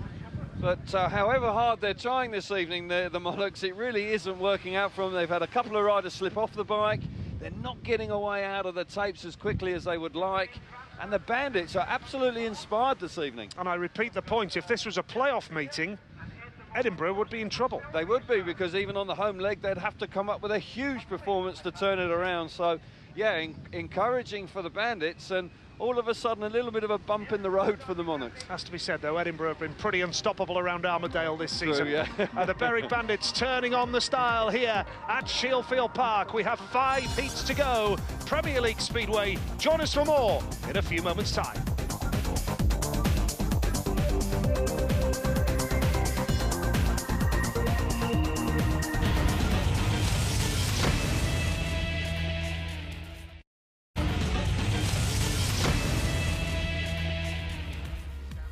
Well, interesting here at Berwick tonight with the starts here, much talked about. Here we see the tactical ride for Steve Worrell for Edinburgh in heat number 10, and there was a little bit of movement which angered Steve Worrell, the Berwick riders there. Without question, Vallejo did move on the inside and he gained an advantage, and Worrell was clearly upset about it. Well, the scoreline here, Berwick 39, Edinburgh 21, and what a scoreline that is with 5 heats to go. One happy man, I'm sure, is the Berwick manager, John Anderson, with Laura. Yeah, he's a very happy man, John, aren't you? Yes, very happy tonight. Although the meeting's not over, but very happy at the moment. Yeah, The boys are riding out of their skins. What did you say to them? To be honest with you, I just think this year we've got a bunch of boys that are the happy boys, you know. There's a great feeling in the camp. We do our best to please them, and they please us. They go out their way to really please us. And is Matty Cush pleasing you so far? Matty Cush is just running right out of his skin. Yes, very much so. He's absolutely flying. He had a quiet start to the season, but he's really flying now, yeah. Now, the way things are going, you're looking to take the maximum 3 points away from this meeting, which pushes you up the table to third, and more importantly, closes the gap to just 4 points with Edinburgh, doesn't it? That's right, yeah. To be honest with you, this is what we're meant to do. We did it the last time we met Edinburgh, and this is what the boys were up for the night, and that's what we want to do, yeah. Great, OK, well, best of luck for the rest of the night. Okay, Thank you, John. Cheers. Yeah, John Anderson, well known in the local community here in Berwick upon Tweed, owns a business in the town as well, and a very popular man who took over the club along with consortium members, George Hepburn, who's here tonight as well. I know put a lot of hard work in behind the scenes. They have been very keen as well, with us being here tonight, to just send all our good wishes to Ricky Ashworth, who crashed just over a year ago. But the good news is Ricky is continuing his rehabilitation back home now as well, which is great news. And Ricky, we're all thinking about you. We don't forget you. We are delighted that you're on the road, the right road to recovery. Heat number 11, Cook, Doolan, Sedgman and Edinburgh. Heat number 11, here we go. Can Cook stem the flow here?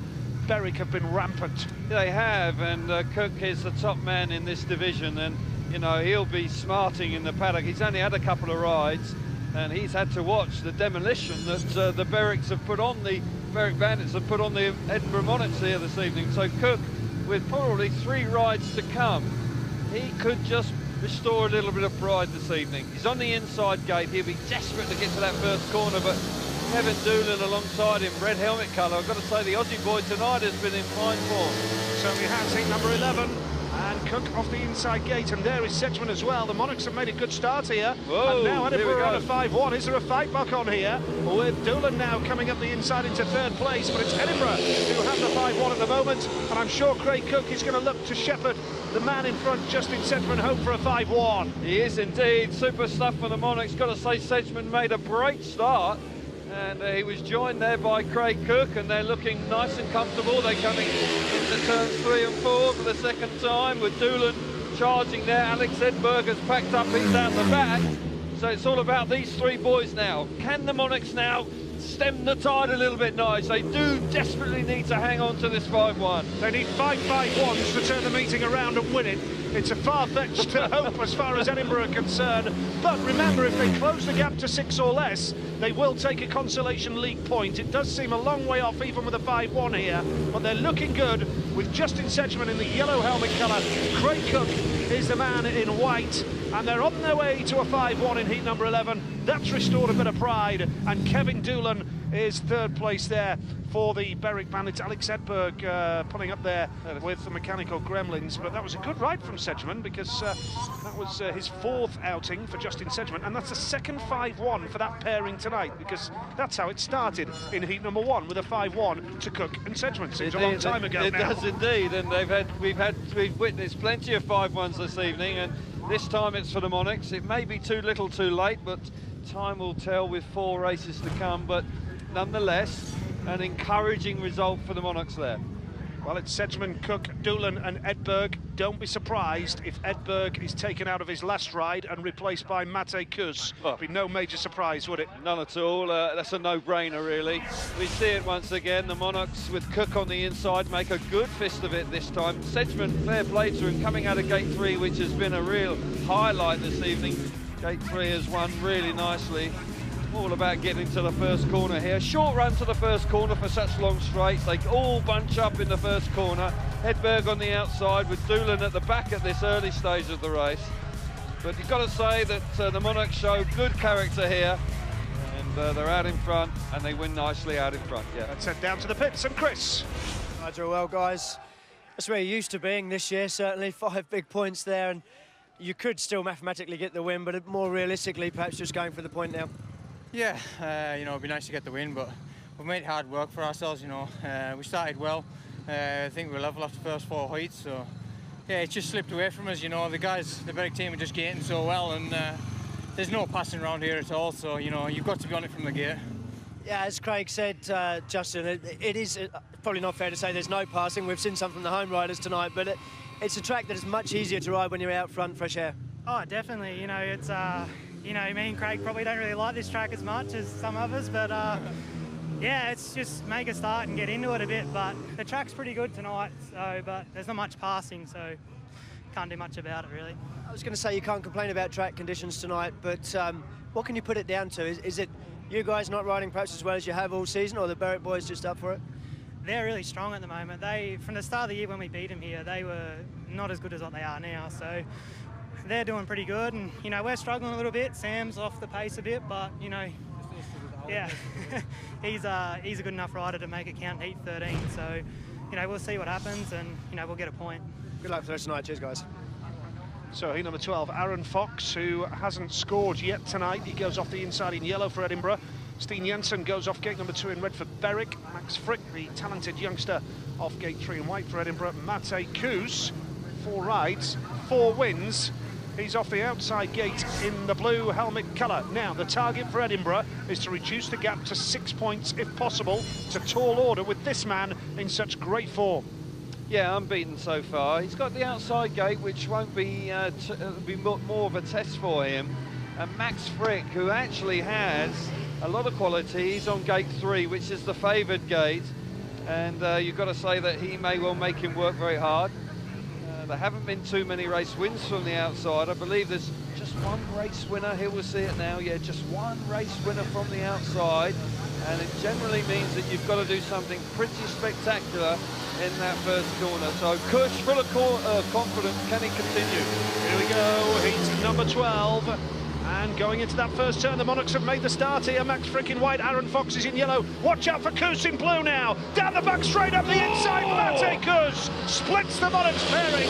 And the lead here is with Max Frick, who's going to come under all sorts of pressure. Down the home straight. Very tight coming out of turn 4 as they complete the first lap. Frick now coming out of gate 3 has got to the front, but look at Koos pushing him really hard down the back straight, second time of asking.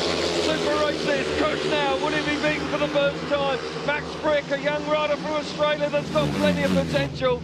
Going to come under pressure, Nigel. You know that the Czech Republic rider just going to keep pushing at him throughout the race. This is fast and furious speedway in the Premier League. Up the inside, Mate Koos tries to take him wide. Max Frick comes off the banking with speed, has that advantage. Monarchs on a 4-2. Great speedway here, and Koos has to lock the bike up to avoid the back wheel. And Max Frick looks like he could be a 4-2 for the Edinburgh Monarchs, who are not done just yet. They can still get a point from this meeting, and what a ride from Max Frick, who had Mate Koos all over him. He had him all over him like a rash. That was unbelievable speedway, and it was just down there in the last lap where he just killed his momentum, and Kush just had to pull a bit of a locker, and he just didn't manage to get himself to the front.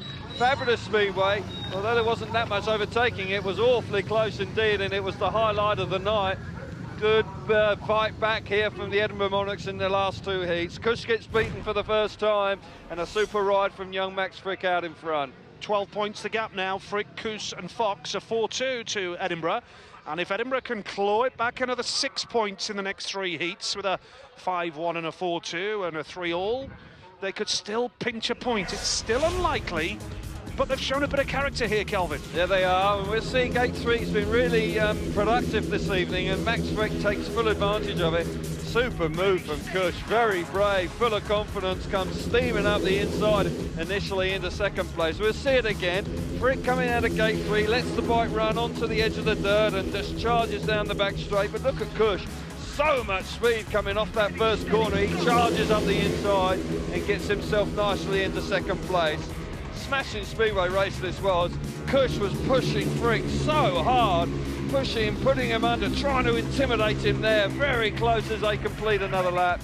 But late on in the race, you've got to say that Max Frick just kills the Czech Republic's riders' momentum.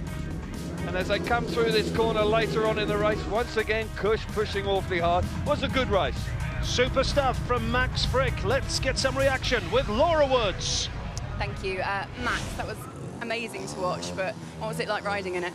It's not too bad. I've had a bit of a rough night so far, a crash, and I think I've bent a bike in that, so that's not a great way to start a busy week. But you know, it was good to finish off with a win, and hopefully we can you know, still pick up a point out of this. You know, everyone's trying really hard, trying to improve their setup in bits and pieces. So hopefully we can keep improving and come strong towards the end of the meeting. Absolutely. Matty Cush was on your shoulder the whole way. How aware are you that he was there the whole time? I knew he was there. I could kind of see his front wheel every now and popping next to me. So you know, he rode a good race, and he was close to me the whole way. So you know, it's a tough race, but we did well, Sam, for him. Okay, well done, and good luck for the rest of the night. Thanks, Max. Cheers. Yeah, good ride by Max Frick. 4 rides done, and now with 3 heats to go, 3 5-1s, and Edinburgh will draw the meeting. Simple as that. Easy. The unlikely scenario, of course. No problem. If they can claw back another 6 points here, Kelvin, they can pinch a point, and that is what they were talking about there. Max Frick hasn't given up hope. No. Klaus Vissing off the inside. Craig Cook going off gate number 2 in white. Gate 3 in blue is Kevin Dolan, and Sam Masters off the outside. Sorry about that, Nigel. Am my maths correct? What was the pause all about? No, just a bit of a senior moment, I think. No, I was about to say that... Start the car. Sam, yeah, exactly, on my way. Sam Masters on the outside. He's had a tough night. He's ridden... he's got to borrow a bike now off of Justin Sedgman, and that is far from ideal. And coming from the outside has proved very difficult this evening, as we saw in the last race where Matty Cush was beaten for the first time. So Edinburgh, if they're going to do something, they're going to need something special from him. But they've got the main man out here, Craig Cook, coming out of gate 2. Here we go, heat number 13, could be a good race this one then, going into that first turn. Yes. Oh, and they're on a 5-1. Here, Craig Cook is in white, the man in yellow is Sam Masters, but coming through in red, Klaus Vissing. Oh, they're on a 5-1 down the back straight. What a great comeback this is from the Edinburgh Monarchs. They're showing true grit and determination here to claw that gap back, and going into lap 2, they're on a 5-1. Well, this is fabulous, I've got to say. Oh, Cook! Almost running in the back of his teammate, nearly threw it away, all over the place. How on earth Cook avoided in there? But bottom line is, they're still having a 5-1. They've still got this remarkable opportunity of nipping a draw here this evening. Got to say, Justin Sedgman's bike is an awful lot better than Sam Masters' own bike. Going great good, won't want to give it back. Super effort from the Monarchs. Yep, going into the last lap we go then. Sam Masters is the man in yellow. Craig Cook in second place. I did say 3 5-1s, and it'll be a draw. And they're team riding down the back straight now as well. Craig Cook's going to come round the outside. They're going to get that 5-1, and they're going to close the gap to 8 points.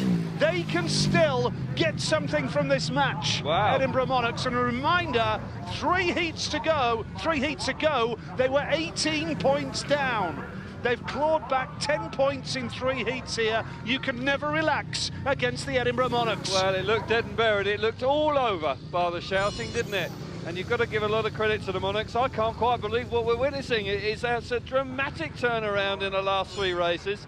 Craig Cook, I've got to say, has ridden brilliantly in his last 2 outings, and what a performance there from Masters on a borrowed equipment. Makes a storming ride from gate 4. Absolutely brilliant, with Dolan at the back there. 5-1 to Edinburgh. I'll tell you what, Berwick are grateful that the tactical rides didn't work for Edinburgh, because it'd be even closer now after these 3 heats, wouldn't it? Yes, it would indeed, and here we see it again. Great stuff from Cook. But look at that, that's a great effort from Sam Masters, who hasn't had a particularly good night on his own equipment, but when he's borrowed some equipment, he's gone charging to the front. We see it again. Good effort. This time Dolan can't get there from gate 3, and Vissing round the inside just can't land a blow. Later on in the race, I've got to say, Craig Cook very nearly wipes his own teammate out, and he has a good look over his shoulder and he thinks, crikey, I've just got enough room here. And then he winds it on and he thinks, right, the safest place for me is out in front, because he charges to the front. That was awfully close indeed, but big 5-1 and a big fight back on here. Fully expecting Matty Cush to go in blue here, surely, in heat number 14. Chris Louis is down in the pits with some reaction.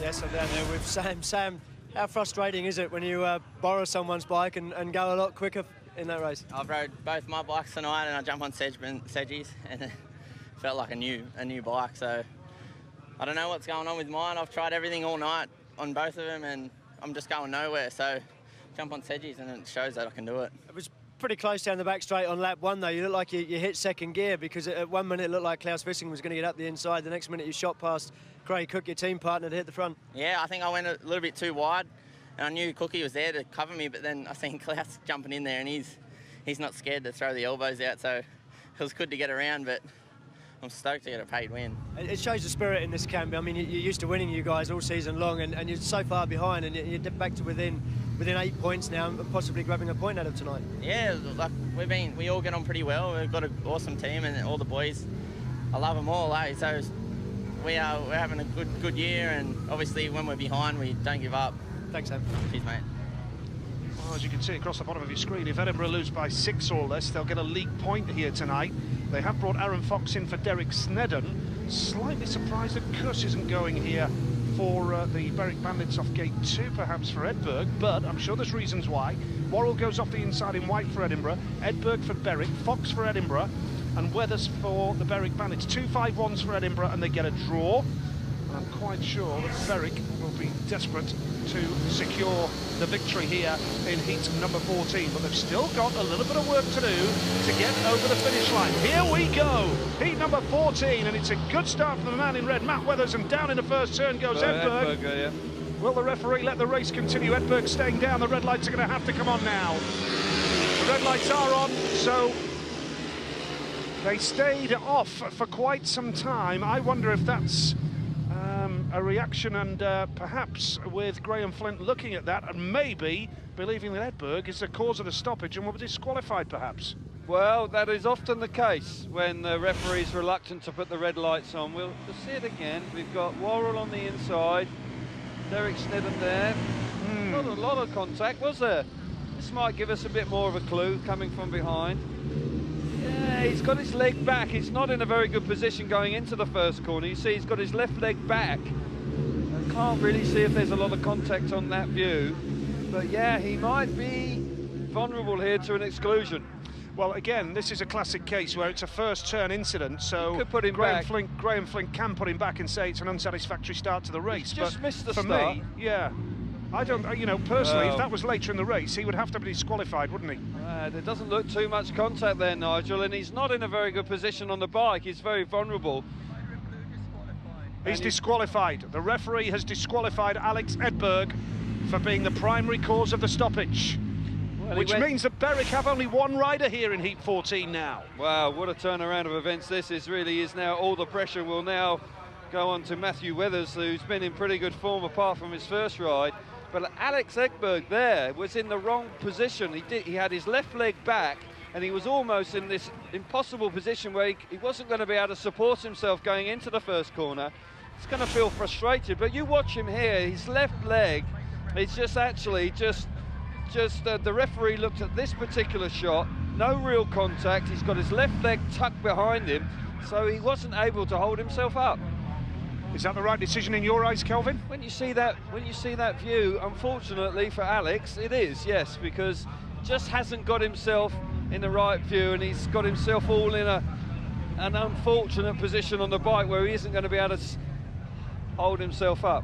And he didn't put the red lights on straight away either. He allowed the race to continue. Look, left leg back, nothing to hold him up, and he's literally just going to fall off the bike because he's trying to avoid the back of Worrell's bike going into the first corner. It's unfortunate. Well, it does increase the pressure on Matt Weathers here for the Berwick Bandits in red. Right. Another 5-1 here for the Edinburgh Monarchs, and it makes it very interesting. Very exciting as well, and maybe the chance of a last heat decider, which wasn't looking like on the cards earlier on. Weathers with all the pressure, and he was out in front first time asking. Told you it was all over after heat 10. Steve Worrell off the inside in white, no rider off 2. Aaron Fox off gate 3 in yellow, and Matt Weathers off the outside in red. Huge pressure on Matt Weathers in red for Berwick. Can the Edinburgh boys in white and yellow, Worrell and Fox, can they nick a 5-1 here to really take us down to an exciting Heat 15? Well, I can see Worrell being able to hit the front. I'm not sure about Aaron Fox. he's found it very difficult to get amongst the points this evening. Nigel's failed to score so far. So Weathers, I think, should be able to get to second place to limit the damage. Still a 4-2, and that will mean that they could get a point here this evening. Well, Edinburgh, if they get 2 5-1s and draw the match, will get 2 league points for an away draw, and Berwick would only get 1. It's still possible. 2 heats to go. This is heat number 14, and now a clever switch from Fox, but watch out for Weathers, and now Edinburgh to 5-1, but Weathers comes through. Worrell has locked up, and now Worrell is going to have to try the outside line here in turns 3 and 4, but that second place so far for Matt Weathers will do nicely, and it's Aaron Fox who has the lead here, the reserve from the USA for the Edinburgh Monarchs. Which is remarkable, Nigel, when you consider the man hasn't scored a point this evening. Goode didn't fancy him at all for this race, but he's made a supreme start, and Weathers is trying all he knows. Excuse me, he's scored 1 point this evening, so he's had nonetheless, he's had a difficult night. Look at Weathers giving it absolutely everything, charging down the back straight, desperately trying to reel him in. Aaron Fox under all sorts of pressure. A lap to go. Can Weathers do anything about the American? Weathers is giving it absolutely everything here. The man in yellow, Aaron Fox, has got to weather stormy weathers here down the back straight in heat number 14. The lead then. Oh, no! My goodness gracious me. Huge accident right in front of us. That is dreadful. Dreadful crash in heat number 14. Matt Weathers giving it absolutely everything here in that race. And the boys really put it on the line to entertain us here at Shielfield Park tonight. And that is the dangerous part of Speedway. The ambulance coming on straight away. And we saw a bad crash at Sheffield, of course, with Andre Compton, I do apologise, a couple of weeks ago. I think it was just one of those, really, where the boys were absolutely 100% committed there in heat 14. Yeah, it's at the back of the back straight here, and they're carrying maximum speed, and Matthew Weathers there just running in so fast, desperately trying to get himself to the front, ran straight into the back of Aaron Fox. A misjudgment on his part, unfortunately. High sides and takes young Aaron Fox with him, and that was a real tough accident. Air fence. Thank God there's an air fence here, because that would have cushioned the blow a little bit. But all 3 riders coming down, that was an ugly. Yeah, Worrell had to lay the bike down, didn't he, Stevie? Worrell had to lay the bike down. He had the benefit of time to see what had happened in front of him. Yeah, of course, Aaron Fox didn't. He would have been taken completely by surprise. Quite a shock for him when you get hit from behind. I've had it myself, where suddenly the bike is forced away from you. You're totally out of control. And Weathers carrying all that speed, you could see him. We said it in commentary, he was reeling him in, and he just makes that misjudgment, just comes in a bit too hot. Yeah, absolutely. It was a classic case of Speedway riders really giving it absolutely everything. Steve Worrell walking away. As I say, he's the rider who had the benefit of time to put the bike down and get out of trouble with that one. And did the right thing, though, didn't he? He did absolutely the right thing, and he reacted brilliantly, because even though he had a little bit of room, he had to put the bike down, and it's not easy knowing that you're going to have to get off the bike when you're still fully in control of it. But the 2 lads in front of him weren't, and it was quite a shocking accident. It's amazing as well. You know a bad one when you see it. Obviously, we'll just keep our fingers crossed the boys are going to be okay. But, you know, the crowd, ourselves, we were really loving it every minute of that. Wow. And then when something like that happens, it's just a stunned reaction from the crowd, and it just brings you right back down to earth, doesn't it, after what was a terrific Speedway race. A stark reminder of how dangerous the sport is. It's high speed. We do have now the benefit of air fences. The Premier League now has air fences, which is terrific to see. But yeah, we spoke about it at the beginning of the programme, how high speed this track is. 85 miles an hour. Those boys were coming into the corner right in front of us, and you can see how quickly things can go very, very much out of control. Yeah, well, that was heat 14. We'll obviously just focus on the fact that we hope these boys are going to be okay just behind us here in turns 3 and 4. Well, there's some applause from the crowd, yeah. So, be interesting to see. Well, we'll try and get the exact situation for you. We're hearing that Aaron Fox is sitting up right now. Obviously, there will be concern as far as... Well, Weathers got thrown over the fence, didn't he? So he probably, there's a lot of concern about him, and we know that the paramedics will be down there looking after him and doing everything they possibly can. But yeah, not really too much else to say about it, Nige. It was just a really tough incident, a genuine racing incident. Yep, absolutely. Well, we wish them well, and obviously it's going to take a bit of time for these boys down on the Speedway track here at Shielfield Park, and hopefully we'll be back with a bit of good news in a few moments. Join us for that.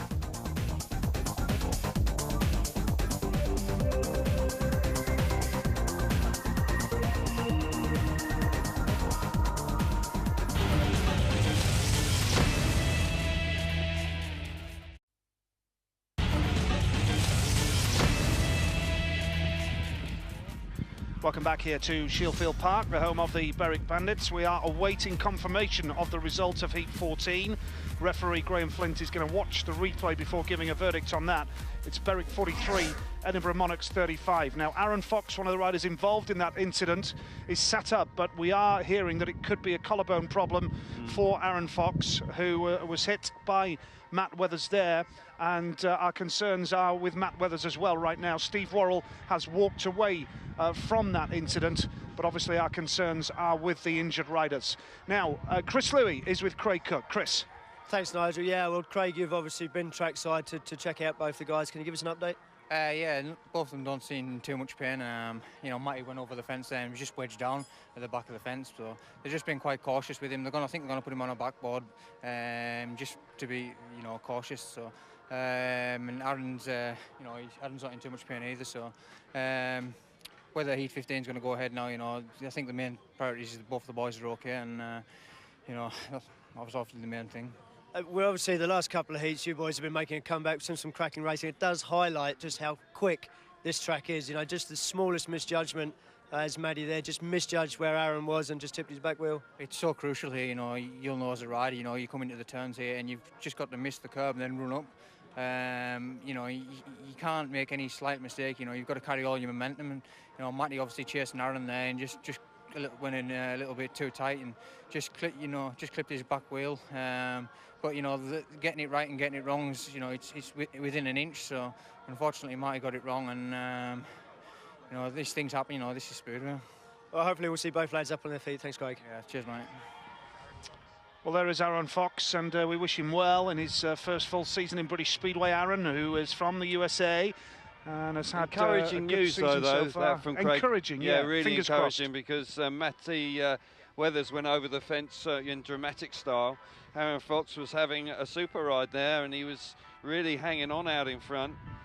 We're still not sure about Matt Weathers. Let's just clarify that. Matt Weathers is having treatment. Still receiving plenty of treatment. He's the other side of the fence. Yes. And he was the one that clipped the back of Aaron Fox and then was completely out of control. And when you actually come off the throttle, Nige, the bike actually accelerates momentarily, so he gained speed, and that's why it happened literally in a matter of a second. He went from being in control to being out of control. Aaron Fox looks like he's got a shoulder or a collarbone injury, but he's not. He's obviously up and about. The latest update, by the way, on Matt Weathers is that he is conscious. He is experiencing great pain in his right hip. So a suspected hip injury then for Matt Weathers, but he is conscious. So let's look at it again, shall we? This is high speed, remember. Bang. And that's where he's landed on the right-hand side, thrown over the fence. That is...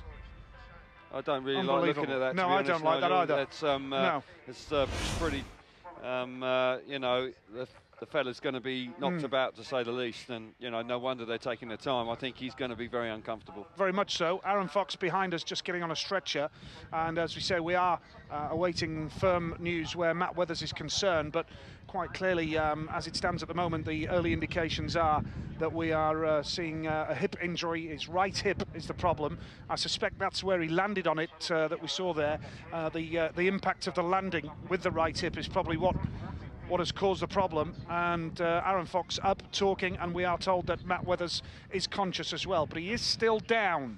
So that is the well, no thing we surprise. must emphasise. Yeah, no absolutely. surprise, because he's gone in there at 1,000,000 miles an hour, and he's landed very heavily and very awkwardly, and he'll be very lucky to get away without some sort of serious injury. So I'll just keep my fingers crossed it's not too serious, and that it's they're able to do it. But they are taking their time with him, and rightly so. But it's in. I can also say, by the way, although our concerns at this stage have to be with Matt Weathers, when you look at the impact of the race heat 14, Matt Weathers, who is down, hurt at the moment, is disqualified for being the cause of the stoppage. So Matt Weathers is disqualified. As we see Aaron Summers on a stretcher, we wish him well, and Matt Weathers. That's the heat 14 situation, and it does mean that it's a 5-0 to Edinburgh, which means that we do have a last heat decider. So let's just clarify for you the result. Aaron Fox wins the race with Steve Worrell second, Matthew Weathers disqualified, and already Alex Ekberg out of the race, disqualified from the original staging of it, of course. What it does mean now is that it's Berwick 43, Edinburgh 40, with 1 heat to go. So every result, apart from a draw, as long as 4 riders complete the race, is possible.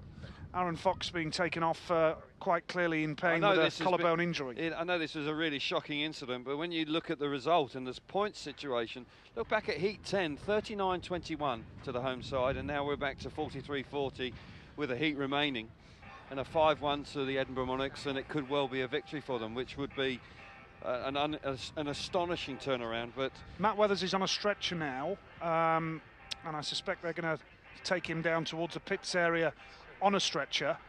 This is Aaron Fox getting into the ambulance, but Matt Weathers is on a stretcher, and they are taking him down now to the pits area for more medical attention. As we say, we talked about the disqualification there, but you can't help but feel a little bit subdued, Kelvin, when you see pictures like this. It's the dangers of Speedway. And it just reminds us as well what a great job the Speedway Riders Benevolent Fund do as well. We talk about Paul Ackroyd and the great work that he and his band of helpers help out around the country. And the Speedway Riders Benevolent Fund, they do supply valuable income to riders when they're in a time of need, with injuries at the time, and indeed retired riders as well.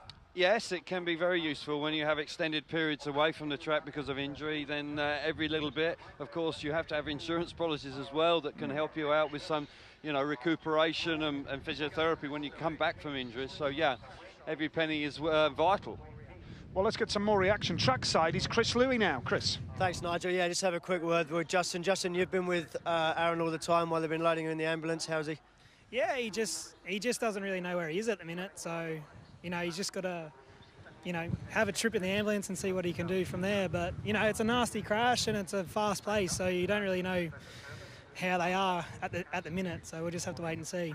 We heard it could have been a suspected collarbone, but everything seems to be okay in that department? No, I asked him and he said there's nothing broken. He was just a bit scared. He didn't really know where he was. So, but, you know, hopefully he gets better, and, you know, I don't think he'll be riding tomorrow anyway. No, certainly he's going to be sore tomorrow. We've seen Matthew Weathers as well has been stretched to the other side of the fence, and obviously conscious as well. So in the context of such a high-speed crash, it's pretty good news. Yeah, definitely. And just a bit of a shout-out to Hunter Anderson as well. We had a serious accident a week ago, and, you know, we're thinking of you, mate, and hang in there, and all your family and that. Hopefully it'll be good. Yeah, we'll okay that too. Thanks, Justin. Thank you. Yeah, motorcycles, very, very dangerous. Motorcycle sport and Speedway again tonight, just emphasising the dangers of that. And we are going to have a last heat decider, but, you know, again, we just have to wish these boys well. And it does put a bit of a dampener on it, doesn't it, Kelv? It has, because it's been a really enjoyable night, and I've been thoroughly enjoying myself watching the racing here. Yeah, it's been great. It has been super, and it's been a terrific fight back from the Monarchs. I can't quite believe how quickly it's turned around, but yeah, without doubt, when you see an incident like that on the track, it will lower the tone of the night, no question about that. And you know, we keep our fingers crossed that heat 15 goes ahead. It will be a grandstand finish. We will come up with the last heat decider, which we couldn't see at heat 10. I just couldn't see it. We've got two sides here tonight, and Matt Weathers has just summed it up there with that unfortunate incident, but we've got two sides here in the Premier League who have given it absolutely every bit of effort that they've got on a speedway bike. That's what they've given tonight, isn't it? Yes, they have, and I think that's commendable to all 14 riders that have turned up this evening. They have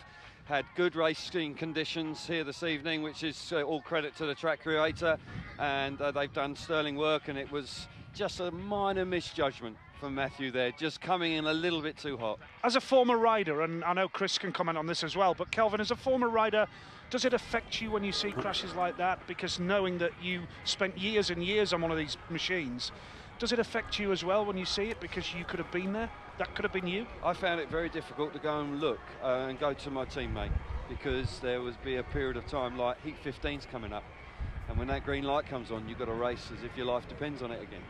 So it's a very awkward situation. It's a very difficult balance to find between being very sympathetic to a teammate who's lying there injured, and then a team manager coming up to you and saying to Kelvin, you've got to go out and win the race for us now. So it's an awkward one, but it's one that, as a professional rider, you have to come to terms with.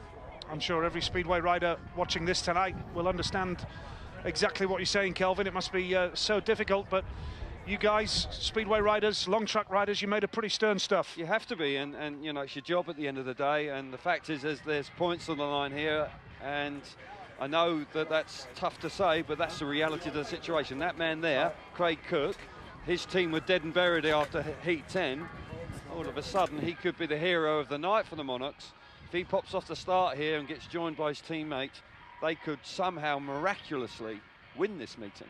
Yeah, well, I don't know about you guys that follow Speedway like myself, but having never ridden a Speedway bike, it's just so easy to underappreciate the real respect that we give these guys that ride Speedway machines. You know, you can just take it for granted.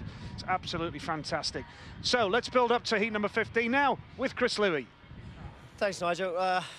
Well, if I can come to you first, John, it's obviously not a good end to the meeting, and it's been such a fantastic race meeting tonight that it's difficult. The guys in the studio have been talking about how difficult it was for the rest of the team after they see an accident like that to go out and race, and it is going to be tough out there now, isn't it, in this last one? Yeah, as you say, it's sad since it's been such a good meeting. Our main thoughts are obviously with Matthew Weathers, but he's talking and he's moving his legs and he's moving his arms, although he's complaining about his hip. So, you know, at least that's a blessing. You guys have obviously been dominant tonight, been in fantastic form. Obviously the result of this last race now has left Edinburgh with a chance, and you need a 5-1 going into heat 15 to take all the points. Who are you putting out there? Yeah, we're putting David Blego in red and Matty Coos in blue. Good luck, John. Thank you. Alex, it's been a tough night, and this is not the way you want to see your team obviously get a chance of a victory in the final heat. No, never at any time do we want it to come down to that, to come down to a crash. No way. I mean, it's been a great match. We were coming back well, and at one stage we would settle for a point out of this match. You know, now of course, obviously it's changed a bit again, but nobody wants to see crashes like that at any time. No. You need the 5-1 in heat 15. Who are you putting out there? Craig Cook will go in inside, and Justin Sedgman going to get 3. Good luck. Thanks, Alex. Thank you. Yep, it sets up beautifully. Heat number 15. There is, we're just waiting for medical cover because they are with Matt Weathers and Aaron Fox right now. So we will have to wait until the relevant medical cover becomes available for heat number 15. But it is a last heat decider, so let's embrace that fact, Kelvin. And as Alikakis said there, quite right, you never really want to have an opportunity to win a meeting in these circumstances, but when it's there, you have to go for it. Yeah, and that comes back to the point when you asked me about, you know, how do you react to an incident like that as a rider? And as I say, right now, Craig Cook, he is going to be asked to go out and win this race. And, you know, he was aware of the incident. He watched it just like we did. And as shocking as it was, you now have to, when you pull your goggles on, Nigel, you've got to put that to the back of your mind. When that green light comes on, you've got to focus on the tapes and try and get to the first corner in front. So, Berwick, they have taken gates 2 and 4 in heat number 15. Berwick here, who have seen that lead slip, and it's going to be an interesting heat number 15 massive now. Pressure on the home team, because out of nowhere, you know, they were in the comfort zone just 4 races ago. And you've got to say that it was all plain sailing for them at that stage. And then after they've lost their captain in the previous race with a really nasty incident. And now Matej Kush, who has been fabulous this evening, he's got to come up with something special. And the Frenchman, David Blego, he has also been riding well this evening. But again, Cook has turned it on in style, as have the Monarchs. They've shown their real strength in the back end of this meeting. So although it's all rather sombre around this stadium, this is quite a dramatic ending to this night of Speedway.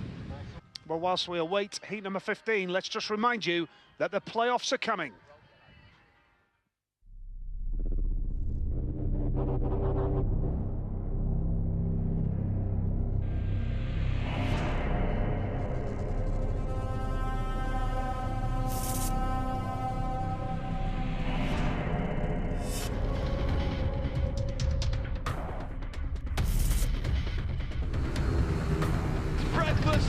Handlebar to handlebar and action back.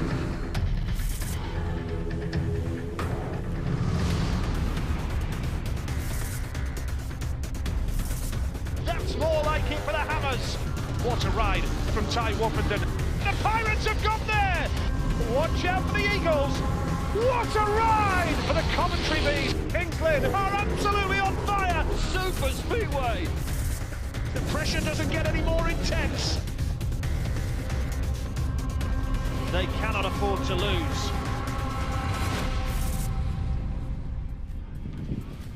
Yeah, looking forward to the playoffs in the Elite League, and the race for the playoffs continues. Monday night, 18th of August, Elite League Speedway, Coventry Bees and Swindon Robins, 7:30, Sky Sports 3. Heat 15 is going to take place here in a couple of minutes' time. The medical staff are making their way back onto the infield. That's good news, and you know, obviously every precaution had to be taken with Matthew Weathers, but we are going to now get a winner this evening, which is good news. Having had such a long break, it would have been very disappointing if we hadn't have completed the line. Riders being pushed off Nige. Action is about to start again. Cook, could he be the hero?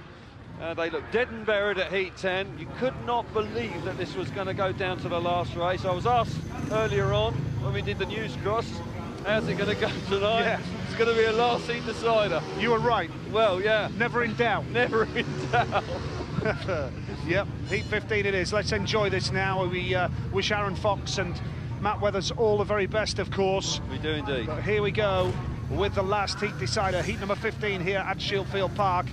Edinburgh need a 5-1 to win the meeting. Craig Cook goes off the inside in white, David Bellego gate 2 in red for Berwick, gate 3 in yellow, Justin Sedgman for Edinburgh, and Mate Koos going off the outside for Berwick, off the outside in blue. We are being told, by the way, that Matty Weathers was asking in the ambulance, what state is my bike in? It can't be that bad then. Don't worry about that, just worry about your body, Matty. Oh dear, I tell you what, gate 3 has been dynamic tonight, hasn't it? It's been Jet Propel from there. Justin Sedgman for the Monarchs has got it. He won his last ride and he's coming out of there. Gate 1, Cook, he's a good starter as well, so certainly gates 1 and 3 have proved to be fruitful earlier on this evening. Can they do the business coming out of 1 and 3 for Heat 15? Cush, the main man for the Berwick Bandits here tonight, has been terrific. He's only dropped 1 point. And can he do something spectacular from the outside? So here we go, a 5-1 for Edinburgh would make it a 45-44 win. Can they take a point away from this meeting here? Because if Berwick get a 5-1, they'll get 3 league points and Edinburgh will get none because they'd win by 7. It's unlikely to be a draw. If all 4 riders complete the race, then we will not get a draw here tonight. So we are going to get a winner in all likelihood. Heat number 15. Here we go. Last heat decider, 43-40. It's the Berwick Bandits in the red and blue helmet colours. Here we go, and it's a great start from the Bandits. The lead here early on is with Bellego, and now Koos comes around the outside of Craig Cook. They're on a 5-1. This would put them onto 48, and Edinburgh would be on 41. And if it stays like this, the Edinburgh Monarchs are not going to get a point from this meeting, but Cook's not done just yet. No, Cook is going to have to come up with something extra special because the Bandits went away from the tapes, gates 2 and 4. Working a treat late on in the night. The Barmy Army in turn 3 here next to us. I'm delighted with this. Look at them go. Got to say that Bellego's come up with a stormer, so has Kush, who's had a superb night, and Cook just didn't quite make the start. But it's looking good for the Bandits, Nigel. A big 5-1 on the card for Heat 15. This will give Berwick Bandits 3 league points and Edinburgh none, because the Bandits are going to win by more than 6 points here tonight. It's looking cut and dried unless anything dramatic happens. Down the back straight they go. The night is going to belong to the Berwick Bandits here in heat number 15. The lead is with David Bellego, and the reserve Mate Koos has done the job in second. And it's the Berwick Bandits who take the points tonight after a great night of Speedway. And they win by a 7-point margin. The Bandits have secured all 3 league points. You've got to say probably that's the right result on the night. When you consider the horrific incident in Heat 14, it would have been really hard on the Berwick Bandits tonight if they hadn't have come up with a victory. But what a grandstand finish that is, and fair play to them to remain focused, and such a long wait for Heat 15. They come up with a sterling ride. David Balago, the Frenchman, finishes in style, celebrates on the back wheel. Matej Kus from the Czech Republic also has had a superb night of speedway, just dropping 1 point to an opposition rider tonight. Craig Cook, disappointment for him, not quite doing the business, but David Balago there, the Frenchman, has had a super night, and you can understand why the home team are absolutely overjoyed with that. I have to say, I do agree with your comments there, Kelvin. That's probably just about the right result. Maybe Edinburgh could argue they deserved a point out of it because of the way they battled back, but I think it's a well-deserved win on the night for the Berwick Bandits, but well done to both sets of riders. Yeah. Put on a great show here tonight. Balago from Kus, Cook was third, and Sedgman at the back. It's a 5-1 to Berwick.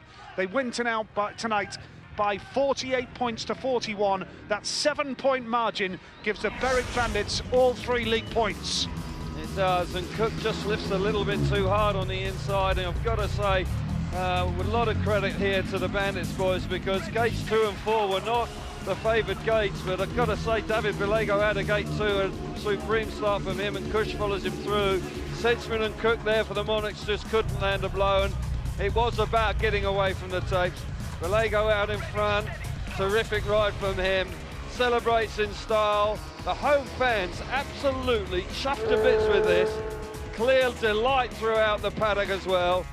And a terrific night of speedway. We feel for Matthew Weathers, fingers crossed that his injuries are not too serious, but the home team have won for you, Captain Weathers, and they celebrate in style. Well, brilliant stuff there from Balago and Kus. A wheelie display at the end as well. The Bandits fans delighted with that. And now Berwick 4 points behind Edinburgh in the league table. That's how tight it is. Somerset still right up there. Great win for Berwick. Reaction now comes from Chris Louis. Yes, I got race winner David Balago with me. David, you must have heard the noise from the home crowd even on the first lap when you guys hit the front. Yeah, well, you know, it's been a bit long, honestly, but just have to make a really good gate, and I was really focused on the tape, and boom, I make it happen, and I just screw and fall up, you know, and I never look back, and that's it. It was remarkable, really, that Edinburgh gave themselves a chance to win the meeting in the last race, but you guys handled the pressure, and I think, really, on balance, you deserve to take all the points tonight.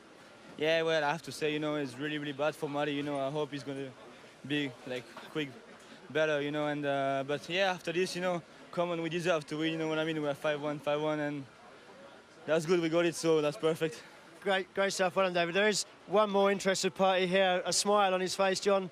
A lot of pressure going into that last race, but you guys managed to soak it up. Yeah, there is absolutely no question about it. There was a lot of pressure. But I've got to give 10 out of 10 to David. David says to me, put me in heat 15, I'll win it. Promise you, I'll win it if you put me in heat 15. 10 out of 10 to him. One person I want to like to mention, this is for you, Ricky Ashworth. You're still in our hearts here at Berwick. We hope you continue to make a full, a recovery. Thank you, John. Well done. Thank you. Nice words from John Anderson, and we all echo those thoughts. Great night of speedway. And on Monday, we're back in the Elite League. Monday, the 18th of August, Coventry Bees, Swindon Robins, 7:30, Sky Sports 3. The race for the Elite League playoffs very much on. Great night of speedway here. Enjoyed ourselves once again here at Shielfield Park. We're always made welcome, and we wish the injured riders well. But a last heat decider, some good action, great crowd. What a night. Yeah, we've had everything, haven't we? You know, it was a long wait for Heat 15, but I'm pleased the Berwick Bandits won tonight. All credit to the Monarchs for fighting so very hard and very nearly stealing an unexpected win, but after Heat 14, I think it was the right result. Yeah, great speedway here in the Premier League once again. Never lets us down. We'll see you on Monday. Good night. Good night. I will wear your white feather. I will